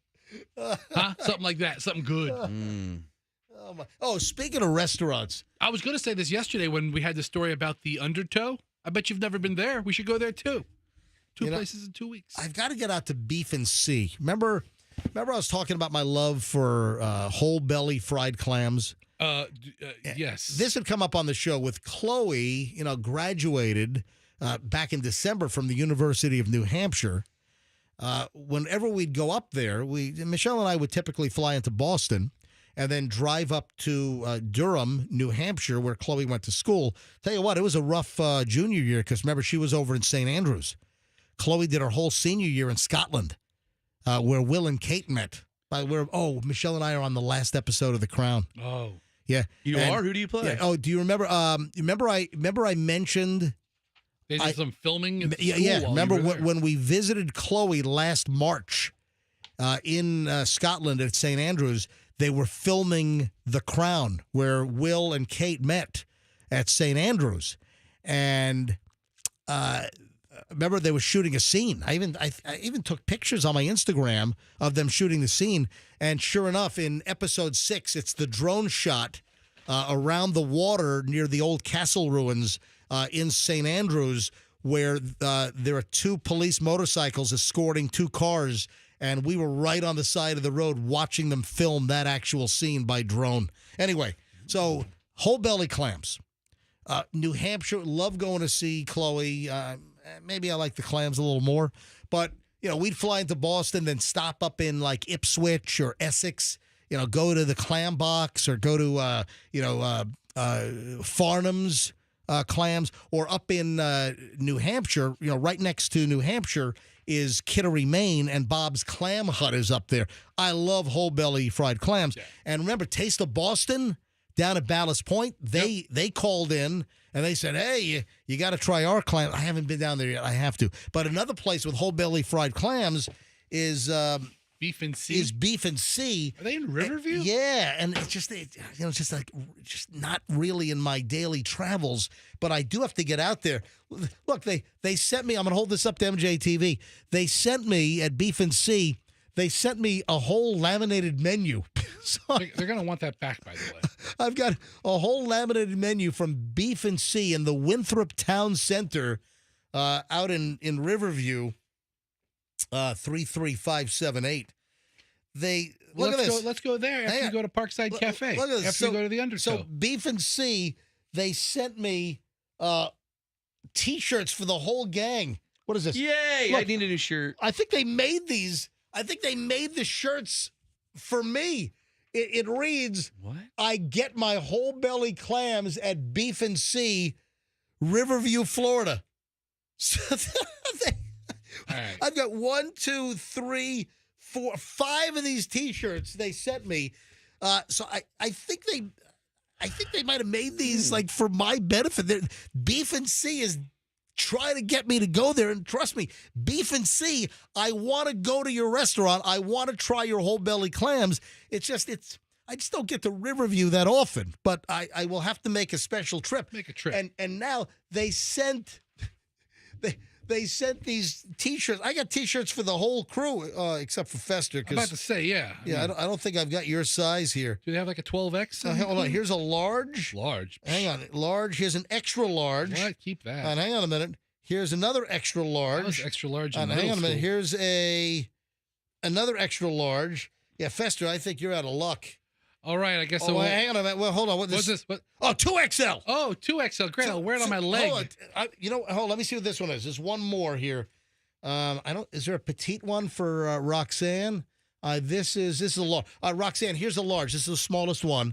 All right, Fester. Thank you. All right, here's what I want you, Fester. I want you to try this on right now. I refuse to wear clothing for restaurants I haven't been to. All right, stop. I'm sorry. I'm not going to. All right, here's the. Take your shirt off. I like this Dude, logo. come on. I appreciate. Dude, hang on. This is great MJTV content. Not really. It's not going to be better than the Wander Franco. Sorry, Julio. The Wander Franco jersey that was a medium. Yeah. No thanks. I have not been to this place. I refuse to patronize Dude, it. put the. Oh, no. Listen, Put it on. listen, I'm game. Put it on. I will wipe my caboose before I put it on with it because I haven't been to this place. Then maybe we have to do a Fester MJ lunch at Beef and C then. Yeah. Well, and you have to wear this shirt. It's like wearing Dude, a concert. come on, try the. Yeah, will a 2XL even fit you, or you look like Well, Magilla Gorilla? What's gonna? I mean, This isn't helping. okay, so we're talking about two different scenarios. One, it would physically go over my being, but it would be like 12 Being. pounds of casing and 12 pounds of sausage in a 10-pound casing. and they also sent a bunch of little beer koozies, little beer coolers here. You want me to try that on for you too? Yeah, I'll yeah. fill that one. Yeah, we stop it. Get it? Get it? Yeah. Yeah, Thanks for yeah, saying yeah. get it. Get it? You're sitting there, Yeah. it's taking you. You're like, Thank you, Beef and C. Yeah, thanks. Beef and C, I'm dying to try the whole belly club. I've got to get to Taste of Boston at Ballast Point in South Tampa, and I've got to get to Beef and C out in Riverview. Dude, you are a restaurant busy bragger. You are. You're You talking know about, what he is? He is. You big time are. MJ can talk for 10 minutes about places he has to go to, but he'll never go Yeah. to. Who wants to hear how sitting can be good for you? How many times have we heard that sitting is bad for? What are you sighing about? Because it sounds like sitting is the new black coffee or the new wine. It's the flip flop. Is sitting good for you? Is it No, bad for you? Sitting is the new like asbestos or tainted water at Camp Lejeune. All right? Let me tell you right now that what are you laughing at?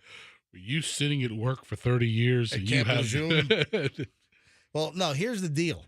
We've heard for a while now how sitting is not good for you. That what was the story we had months ago that sitting takes like hours off your life or whatever. Yeah. If you sit too much, it's not good. I don't sit. We've got a 4-hour show, and I've been standing up for years. So we've been back here on Q105, 104.7 FM. We've been back here since 2000, even 2020. 2020, yeah. We've been back for, it'll be 4 years in October, and I have not sat once. I stand up the entire show. You lazy asses are sitting Hey, down. you know what I realized about myself, my own patterns? Yeah. When I'm at home, I mean, of course I sit to eat a meal, but I'm either standing or lying down. I never sit at home.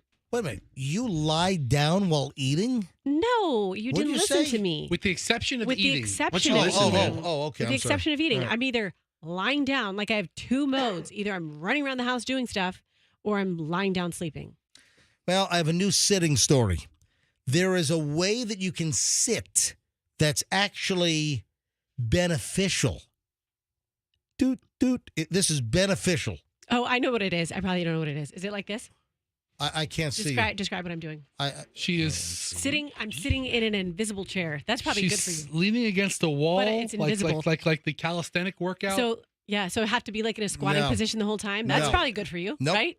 Invisible chair. Nope. No. It would- Nope. That's not really sitting. It's just like kind of working out. Yeah. But it looks like I'm sitting. No, oh, I know you. I see. I can't see it Yeah, because her back's against the wall and Yeah. her legs are at that angle like she's in a chair, but the back is supporting You're doing herself. the wall chair Hey, sit. how about I'll just sit on an invisible chair like this? No. I mean, no. that's really good for you. That's No. a good look.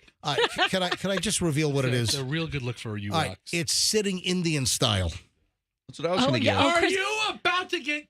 What the hell are you doing? I'm sorry, crisscross Crisscross applesauce. applesauce. So at least call it Native American style. The hell, man! I can't be associated with this show anymore.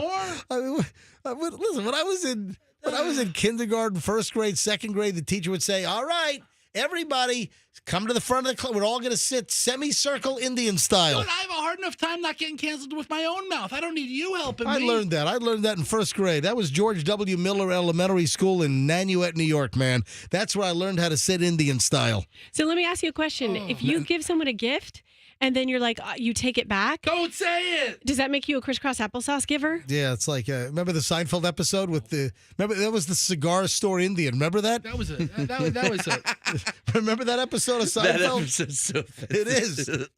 It is. Anyway. That was an awful joke, Roxanne. But I know it's a legitimate question. Crisscross applesauce giver. Yeah, what's this called? Ah! Indian bird. Oh, God. You know what? That hurts. You know what? I would like to hear from some Native Americans. How? How are they Stop. How? with the phones? All right. No, seriously. Bunch of smoke signals? Is that what you want to see out the You know window? what? I want one of the chiefs from Hard Rock to call me up or something. No. Here's the deal. I mean, are you Native American? And does sitting Indian style, that term, which apparently has been canceled, and you got to say crisscross applesauce. Okay, so then with this story that you're sharing with us, how was it written? Well, it was sitting cross-legged. They don't say Indian style, but here's it. See, cross-legged to me is what I'm doing right now. Like that's cross-legged when you cross your legs. But that's Indian style or crisscross applesauce. That apparently is good for you, sitting in that fashion. I tell you what, though, I do want to hear from American Indian, Native Americans. Are you offended when someone says sit Indian style? You know, in 2024, actually, that goes back, what, probably 15, 20 years? That Indian style sitting that was canceled because it was insensitive, politically incorrect. Anyway, if you're an American Indian or if you've got American Indian blood, at least 25%. Don't call me with a 30-second, okay? All right, 800 or a 64th, 800-990-1047. If you are American Indian, you're Native American. Are you allowed to say American Indian anymore, or you got to say Native American? Anyway, I don't even know. Does sitting Indian style, does that offend you? 800-990-1047. 800-990-1047. Here's the science. This is why we're doing the story. We all know that extensive sitting on your rear end in a chair, on a couch, is bad for you, but sitting cross-legged on the ground can help your flexibility and your mobility. Now, I'm trying to think. Tell that to David Bloom. Yeah. Oh, that's right. What? Crisscross applesauce killed him. Listen to this. Dr. Christopher Bice, an assistant professor in the Department of Physical Therapy at the University of Pittsburgh, said, I really think from a health benefit or musculoskeletal condition standpoint that cross-legged sitting posture really does help us. Hip, low back, and knee range of motion. Yeah, sure. It stretches everything out. Sitting on the floor also keeps your hamstrings looser, unlike sitting in a chair, which can make your hamstrings tighter. All right, this story's fake news. Fake news? I mean, let's find out how sitting can be beneficial. And then, sit on the floor. I'm like, oh, okay. No thanks. Also, you can sit on a couch cross-legged. I'm sitting in my chair cross-legged right now. So that apparently that kind of sitting is the best sitting you can do. All right, let me grab line 4. Andrew says we have a Native American. Hi, good morning, MJ Morning Show. Who's this? Hello, is this Mel Rita? Yes, it is. Mel Rita from Riverview. You're out where Beef and Sea is, where I got to go try the whole belly clams. Mel Rita, right. So you know where Beef and Sea is? Yes, I do. All right, fantastic. Mel Rita, are you Native American? I am half Native. My mother was full-blooded, and all of my family, we grew up in Cherokee, North Carolina. Oh, wow. All right, so you're 50% Native American. You're 50% Cherokee. Are you Cherokee? Yes. All right. So when somebody says sit Indian style, do you find that offensive? No, because I sat Indian style my whole life. I had a grandfather that could raise the table off the ground, and we used to sit Indian style and watch him under the table to do it.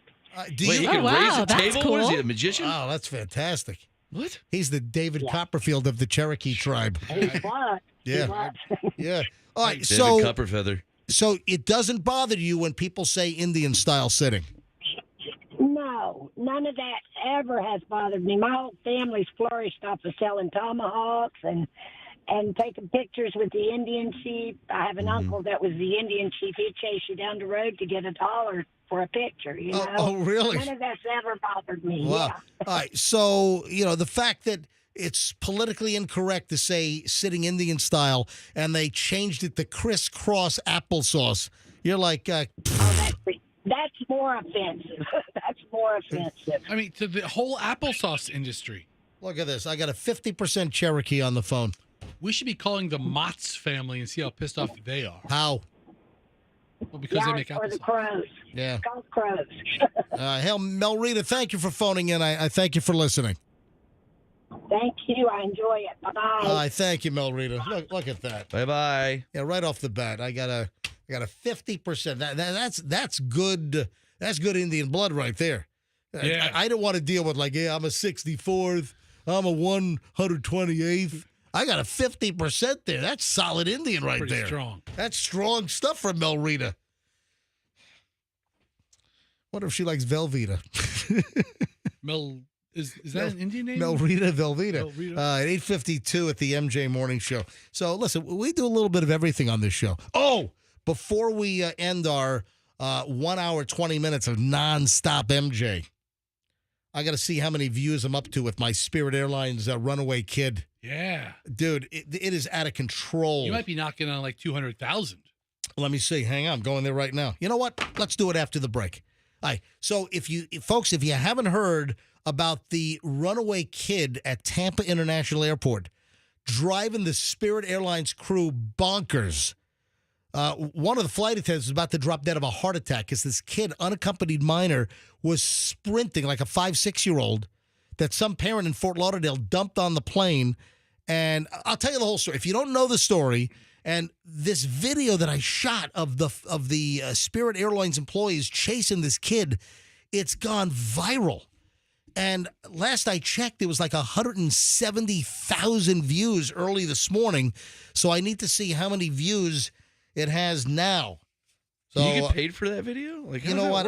I'm not set up for monetizing, which you're silly. I kind of regret that because I probably could have made $7 on this one. All right, hold on. That's next, and a whole lot more. Don't move, folks. We're loaded here on the MJ Morning Show on Q105. I have.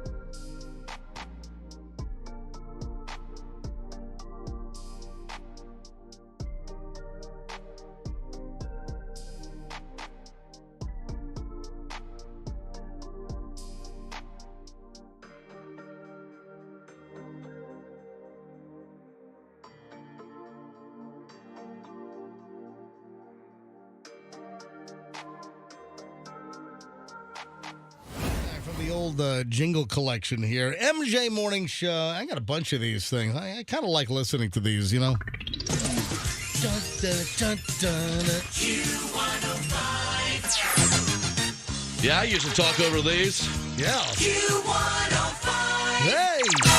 Hey, got 105 minutes coming up. Hey! All right. Tampa Bay's Q105. All summer long, Q105. So you can even play that one again? What? Hang on. Yeah, the front half's missing on that one. No, but let me hear it because yeah. play it again. I'm gonna have diarrhea. All summer long. You can really do anything. Yeah. You can say anything before that one. Yeah. All right. You're right. You can. All right, this is unbelievable. Let's come up with 50 of them. We've done that before. I know. We have? We did that like 3 years ago. I don't remember that. Yeah, that same jingle. This is outrageous. Did I make the diarrhea? Guess how many views my viral Spirit Airlines video has now? I'm telling you, this is really day 2 of it being out there with Monday being a holiday. Yeah. I bet you're over 200,000. Right now it's 195. Oh, man. It's 100. I mean, literally, I checked during the beginning of the commercial break. It was 194,000. And now it is at 195,000. This is a video that I shot, and it's gone viral. I shot 3 videos in regard to my Spirit Airlines experience. And for those that don't know the story, I flew Spirit for the very first time. I said for years on this show I would never fly Spirit, and I flew Spirit to go visit my parents. It was convenient. It was cheap. It was like $59 each way. I didn't get saddled with add-ons. I had a little carry-on, which was not I had a personal item, so no upcharge for a carry-on. I did not do the paid seat selection. I let the computer randomize it. But there's a way to hack the system on Spirit. You don't check in right away. You look at the seating chart and you manage the inventory, because a lot of people don't pay the upcharge to select their seat when they buy the ticket. So what you do is Spirit fills the airplane from the back forward as people start checking in with no seat assignment, and they start at the very last row and move forward. So you wait and you monitor and you find the sweet spot to get a seat closer to the middle or the front of the plane. And for my Sunday morning flight last weekend, I ended up in 7D, 7 Delta aisle seat. And then coming back, I wasn't greedy. I ended up in 19D. But I watched row 32, 31, 30, 20. I watched all those rows fill up. And then just wait. Even if you don't pay for the seat, you can still end up with a decent seat. And if you look and see that there are like the next row has like a couple of middles, just wait, because you might get stuck in the middle.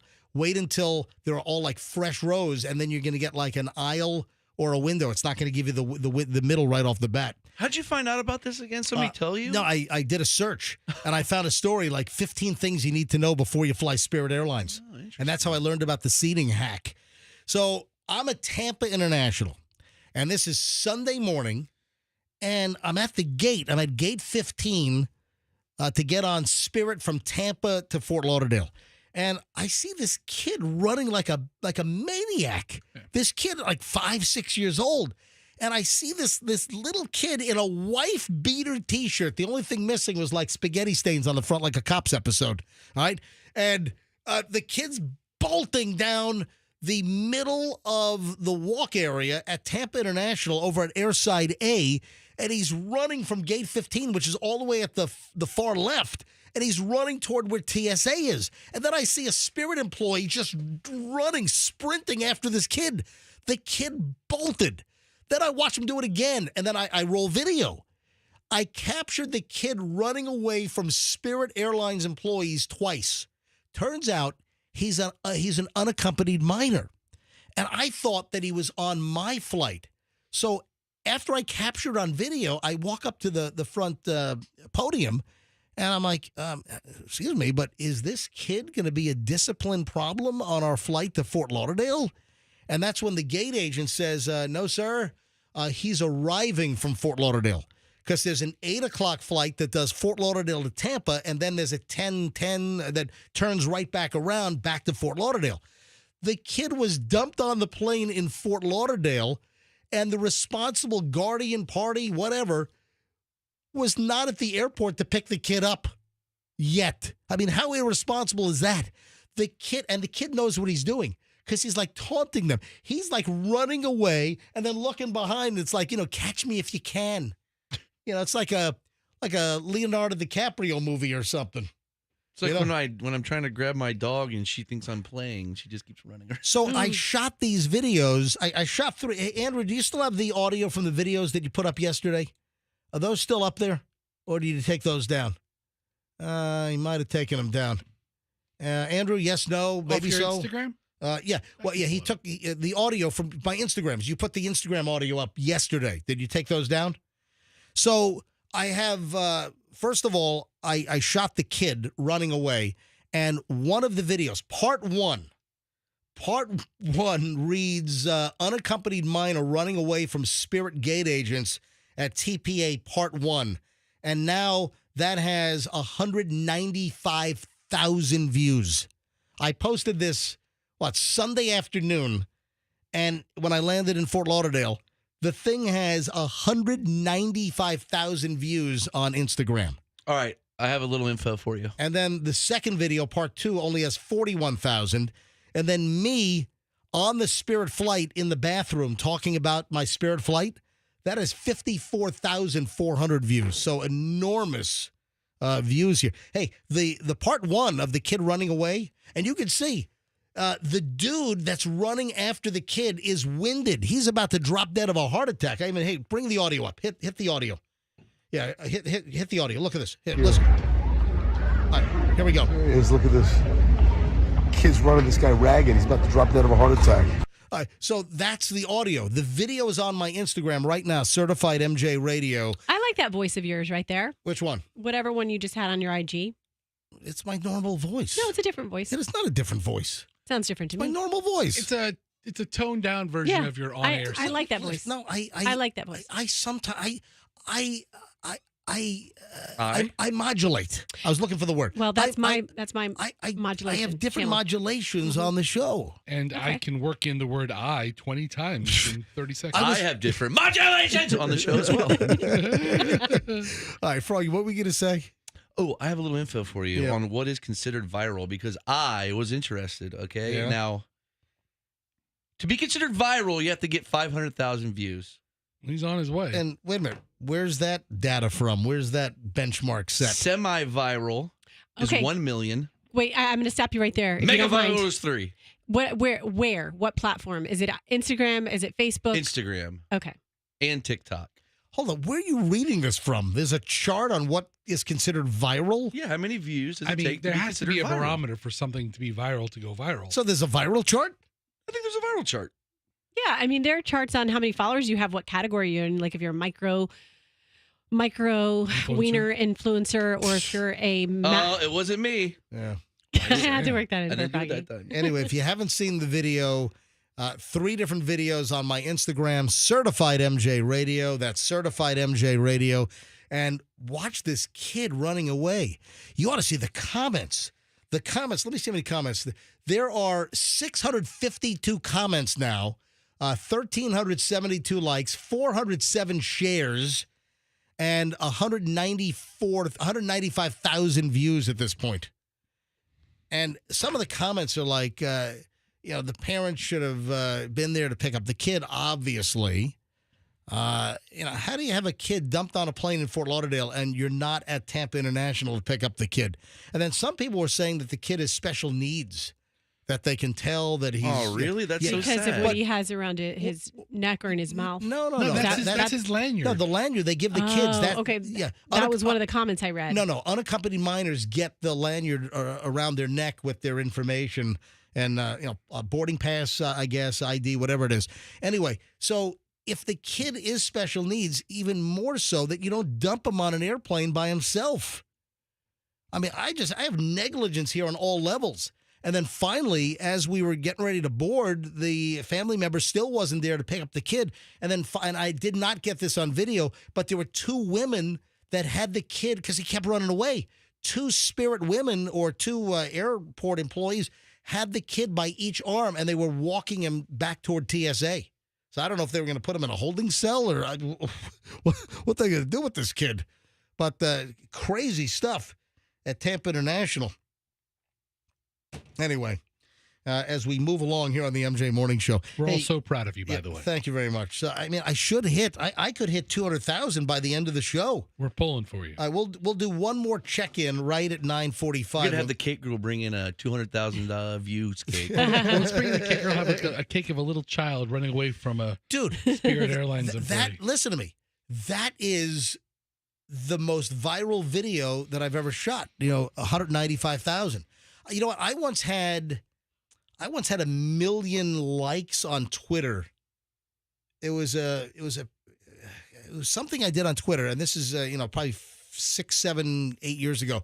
I had some Twitter when Twitter was still before Elon Musk bought it and ruined it. Please. I had something with like over 1 million likes or whatever the thing was on. Well, your MJ Morning Show Facebook page got the views on the butt muscle. Me rubbing my butt. Yeah. Because I had a cramp in my upper thigh. Yeah. That's your Facebook page. And that at 6 million on MJ Morning Show on Facebook. Yeah, folks, if you don't follow on our social media, if you're on Facebook, give us a follow. We're MJ Morning Show on Facebook. My Instagram is Certified MJ Radio. The show Instagram is MJ Morning Show. So give the show a follow because there's great video clips from the show that are posted every single day. And then, of course, you can follow Roxanne Wilder on Instagram. Fester is Fester Sucks on Instagram. You don't have to follow me. And then Froggy is Froggy MJ Radio on Instagram. So give everything a follow. Froggy, I thought you'd like this, being the boater that you are. Yeah. You know the stories of the last couple of years where killer whales were like ramming boats? Uh-huh. Yeah. There have been multiple stories about killer whales ramming boats out in open water. Guess what scientists and whale experts are now saying what's causing that? Or they think they can mate with it? Hang on. Good guess. Is it, multiple choice? I know. Or actually, Froggy, do you have a guess? Let me do multiple choice here. So, killer whales just ramming into vessels. Is it A, they're trying to mate with the boat? Is it B, they are angry at the boat? Is it C? I can't think of any more. All right, it's C. Did they see the movie Blackfish and hate humans? Oh, that's another good guess. No, you know what the real answer is? The real answer is they're just doing it for fun. They're having fun just ramming boats. I mean, it does sound like a good time. For the last 4 years, a small band of orcas have been ramming boats, nearly 700 vessels, and some have been sunk. They're just playing. Yeah, and now, according to ocean expert, what do you call like a oceanographer, marine biologist? Yeah, that's it. I was looking for that. According to like these marine oceanographer, I don't know, marine biologists, they're saying now that it could be the whales are just having fun because they have time on their hands. That's like how they just like to murder those big manta rays for fun. They grab them by the wing and flip them around in the air and whack them with their tail. Yeah, that's funny. Isn't their whole life time on their hands? Are you ready for a new update, folks? We've all heard about Ozempic boobs, Ozempic butt, Ozempic face. Get ready for a brand new Ozempic name. Ozempic. I love this. All right, so Ozempic butt is when you lose weight, your butt gets all flat. That's called Ozempic butt.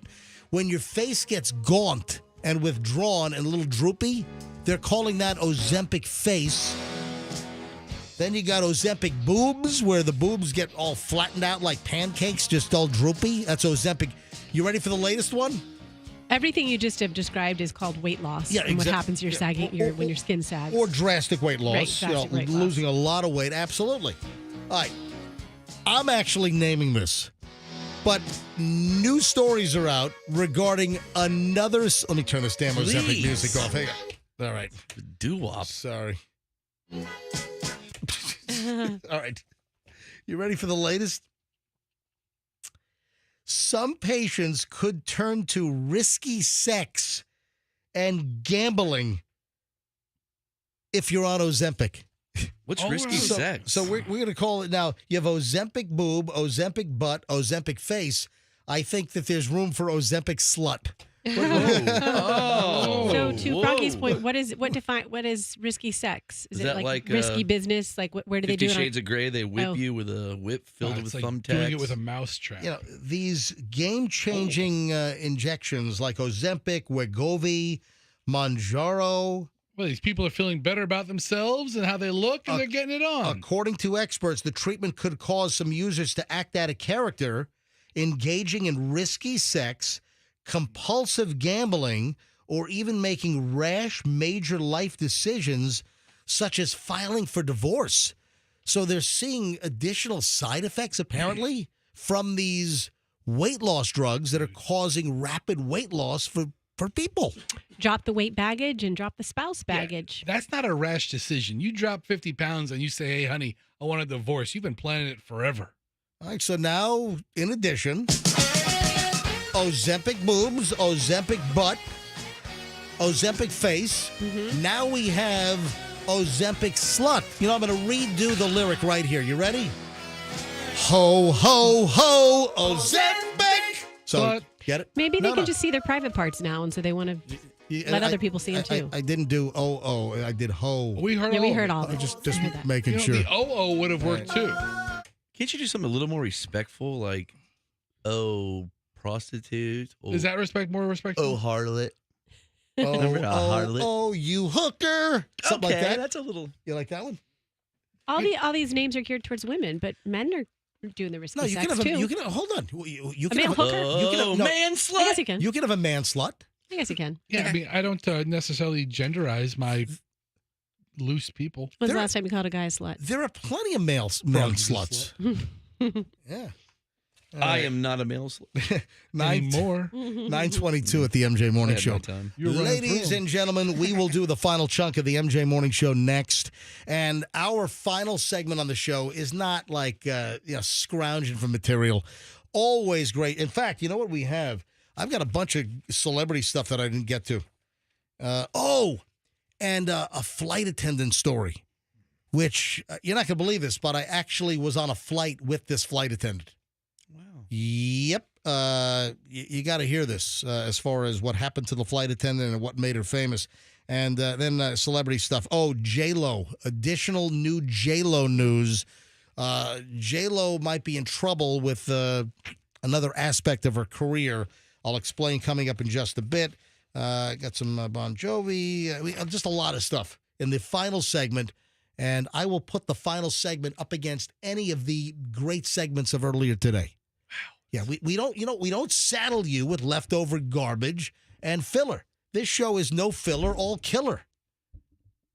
It's a Sum 41 album. That's the MJ Morning Show. All right, 9:22. We're back in minutes. So whatever you do, don't move.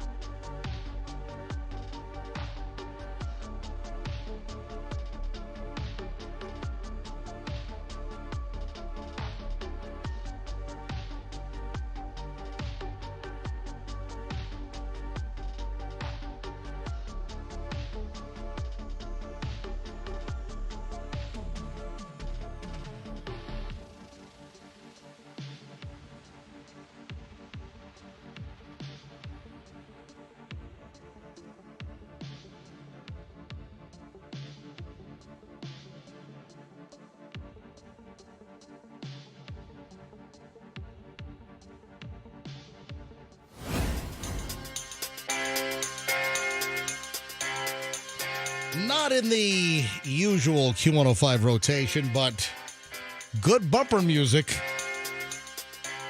Here on the MJ Morning Show, it's Lou Graham's Midnight Blue. Yeah, it fades out right now. Yeah, but just before the vocal hits. All right, 9:30 at the MJ Morning Show. And the final chunk of the MJ Morning Show is upon us. This is unbelievable. Last segment, I mentioned that I was up to 195,000 views on that Spirit Airlines kid running around at Tampa International. Yes. It's now up to 197. So in just a few minutes, it went from 195,000 views to 197,000 views. So proud. Like a proud papa over there, Really, right? we I'm going to hit 200,000 probably on the ride home.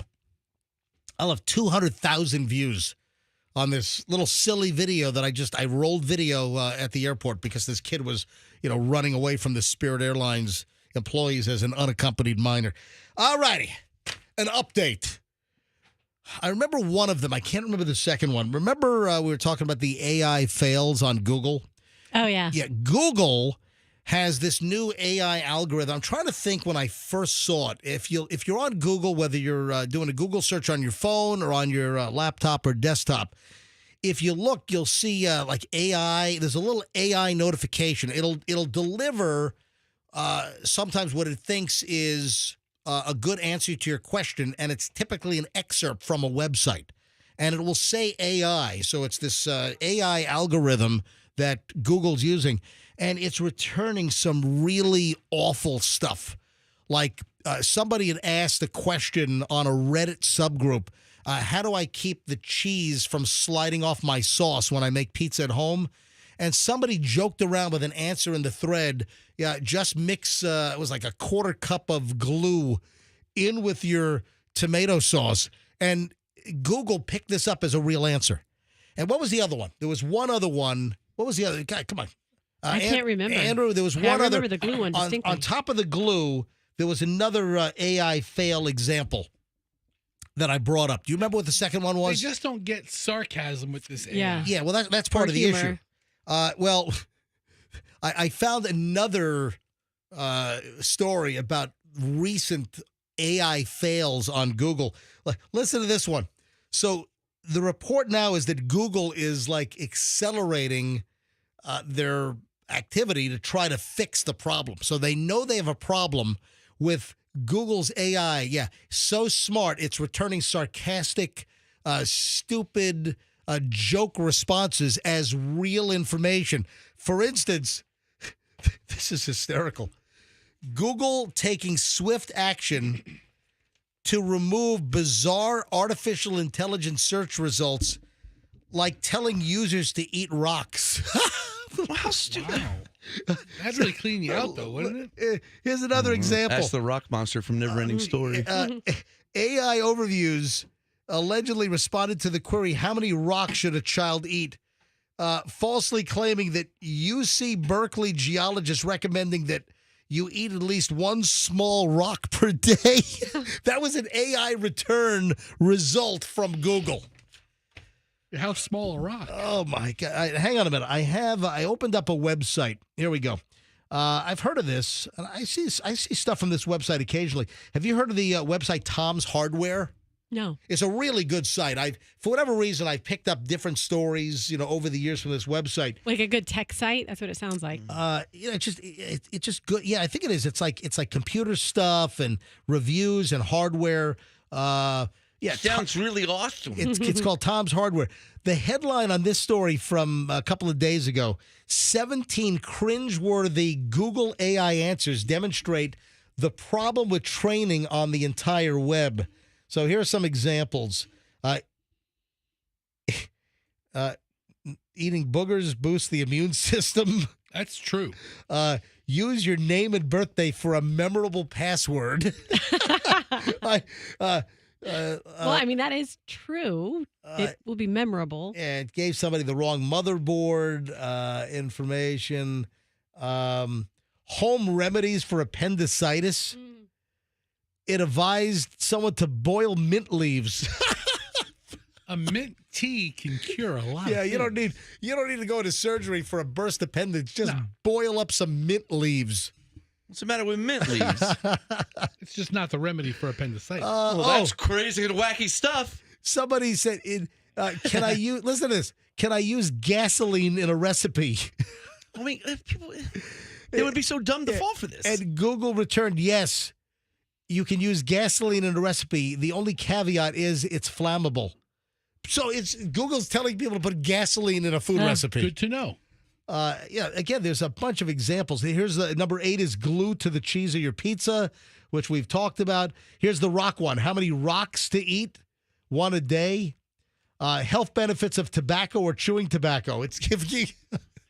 That's like your Lucky Strike ad from 1957 there, Froggy. Yeah, Lucky Strike. Fill your lungs with the goodness. And it's the brand that most doctors recommend, right? 100% of doctors recommend smoking Lucky.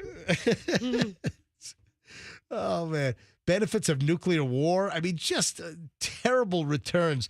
Pros and cons of smacking a child. Which religion is most violent? Anyway, so there's a whole list here of Google artificial intelligence fails. I thought that was funny.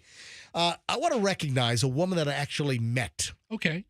And this is probably back, trying to remember when this was. It was definitely on U.S. Air or U.S. Airways. Remember it was U.S. Air, then they changed to U.S. Airways, and then they were snapped up. What was it? America West, and then finally American Airlines. Became part of, American Air was. Anyway, I ran into this woman. The reason why I'm bringing this up, a woman by the name of Betty Nash. Bette.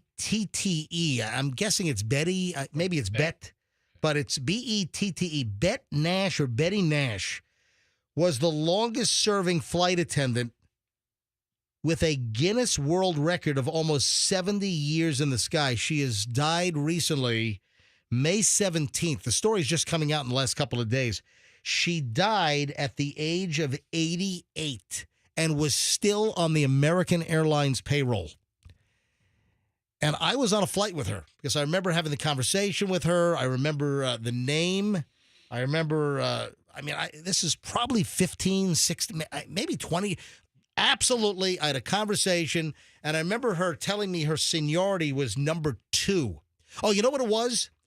I think I was on the flight, and they made an announcement about, and our captain is so-and-so, first officer, and you're assisted by our flight crew, including the number 2 senior in the entire company. And and I remember she was working the back. I went to the restroom. I had a nice conversation with her, And this is years ago. It was absolutely U.S. Airways, and her latest gig was American because of the assumption years ago. And she died at the age of 88, still on the American Airlines payroll. Was she still working flights?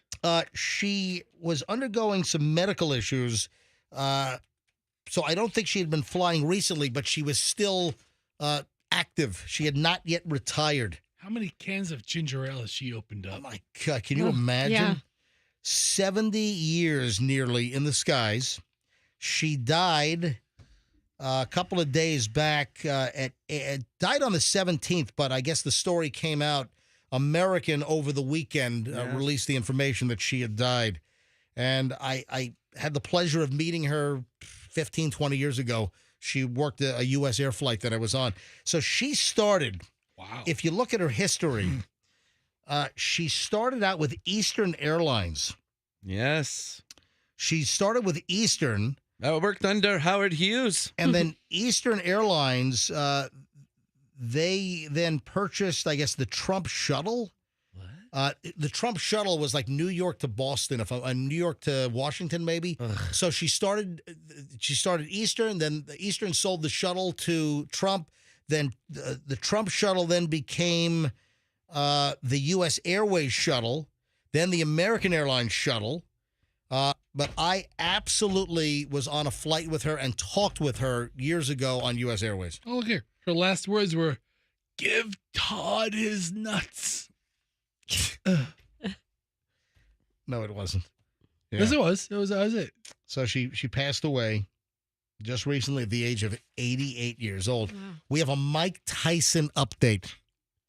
Mike Tyson. You know what Mike Tyson is saying about his medical episode on an airplane just recently flying from Miami to Los Angeles? He's probably downplaying it. He's forgot my vulva. He's saying that he's feeling 100% after he had an ulcer issue on the airplane, which they had to ask for a doctor on board. I had to get him cauterized.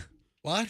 I had to get him cauterized. Oh, cauterized. Yeah, but cauterized. Cauterization. I had to get mine cauterized. Actually. Yeah, I do. I do it at home. I've got a little soldering iron. Oh, really? Next time I have an issue, I'll call you. You know what else works? You remember the wood burning kits? Yeah. Remember I never understood that. What the hell is wood burning? Yeah, I mean, what is that? My neighbor wood burns. I mean, but what is? I mean, when I was a kid, like some uncle or something bought me a wood burning kit, and it was like these little slabs of wood, like with pictures of stuff, and then you take the soldering iron, you just burn the lines. What is that? It's fun. It's fire. It's the stupidest thing I've ever seen in my life. Wood burning. Anyway, so Mike Tyson is saying, now I'm feeling 100%, even though I don't need to beat Jake Paul at 100%. So he's saying that even, I think, with his ulcer on the airplane, he's going to beat Jake Paul. I kind of believe him. Yeah, so he had an ulcer flare-up. This happened on the flight to Los Angeles from Miami. They were looking for doctors on board, and then they asked the whole airplane to stay in their seats while the paramedics came on in Los Angeles to assist Mike Tyson. But he's kind of like, slamming Jake Paul for the fight coming up in July in Dallas. It's going to be on Netflix. And he's saying that I don't even need to be 100. Even though I'm 100% right now, I don't need to be 100% to beat his butt, is what he's saying. I have a feeling Mike Tyson, I don't know. I don't want to say You have a anything. feeling what? Might die because of this fight. You think that's going to go down I like think that? he's going to get hit in the head so hard he's going to drop dead. Get out of here. Mike Tyson is going to clobber Jake Paul. Jake Paul wanna bet? is going to be knocked out. $1,000 bet? $100 bet? I might take you up on a $10 bet. $5 bet? We're watching it at my place if anybody wants to come. Mike Tyson is going to knock Jake Paul into the next century. He's going to give me a brain bruise. Yeah. J-Lo, final item, I think, here today on the MJ Morning Show. Well, I got a couple of things. Let me see if we can get all this stuff on. So the J-Lo planned Las Vegas residency might be in trouble.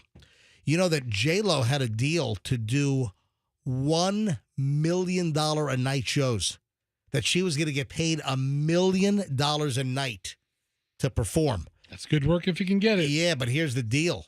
With the concert tour flopping, they canceled the show here in Tampa and all a lot of other cities because This weren't selling tickets. Her latest album was a flop. And listen, I feel bad. I like J-Lo. I've got nothing against J-Lo. Did you hear the audio of her like singing? Yes, I heard that. Did you hear that, MJ? Terrible. This is like, it was circulating on IG. I saw it on someone's story. Hold on. So why wouldn't you bring it for content for the show? I just enjoyed it for myself. Yeah, we just liked it for ourselves. It was terrible. It was awful. Let me not bring it to the well, you show. should be bringing it up by now. What kind of Fester, producer how are come you? didn't bring it to No MJ? producer here. No producer here. There's no boss around here. Andrew, can you find this parent J? Where's the audio from? She's like, my love don't cost. Oh my God. It was so bad. Well, my love. Can you help Andrew find it? No, I don't want to. No. I will. We're an audio medium. I'll be right back. Yeah, but bring this stuff to the show. Don't just Why are watch you it at looking home. at me? No, I didn't know about it, but you guys did, and you don't bring it to the show. What are you guys doing? All right, anyway. So J-Lo's $90 million Las Vegas residency might be in trouble because of the tour flop and the cancellation because no one was buying tickets. And then the album flopped as well. So now, I guess over at the Park MGM Theater in Vegas, they might be having second thoughts about the offer of $1 million per show. Would she sell out a Vegas residency, though? I mean, I don't know. That's a good question. I mean, you're in Vegas to see a J-Lo show would be pretty cool. It's more of a captive audience there, too. You know, you have tons of people looking for shows. It's so bad, I think that it's fake. I found it. You have it? All right, Andrew, give me a thumbs up when you find the audio, and I'll play. You got it? All right, let's listen to this. And when did you guys see this on Instagram? I saw it on Friday afternoon, which is why I didn't even think about it. A lot happened between Friday and Tuesday. You got to make notes. Oh, I lost my note. Yeah, make a little I have a little note app in my phone, and when I think of things for the show, I make a note. All right, Andrew, roll the audio of J-Lo. Do we know where this is supposed to be, Froggy? This is in the studio. Okay. And it was put online last week. All right, roll the audio. Let me hear J-Lo, allegedly. I don't waste dream. No. Whoa. I'm sorry, everybody. That hurt me, too. That's her. Dream that fine. Sorry.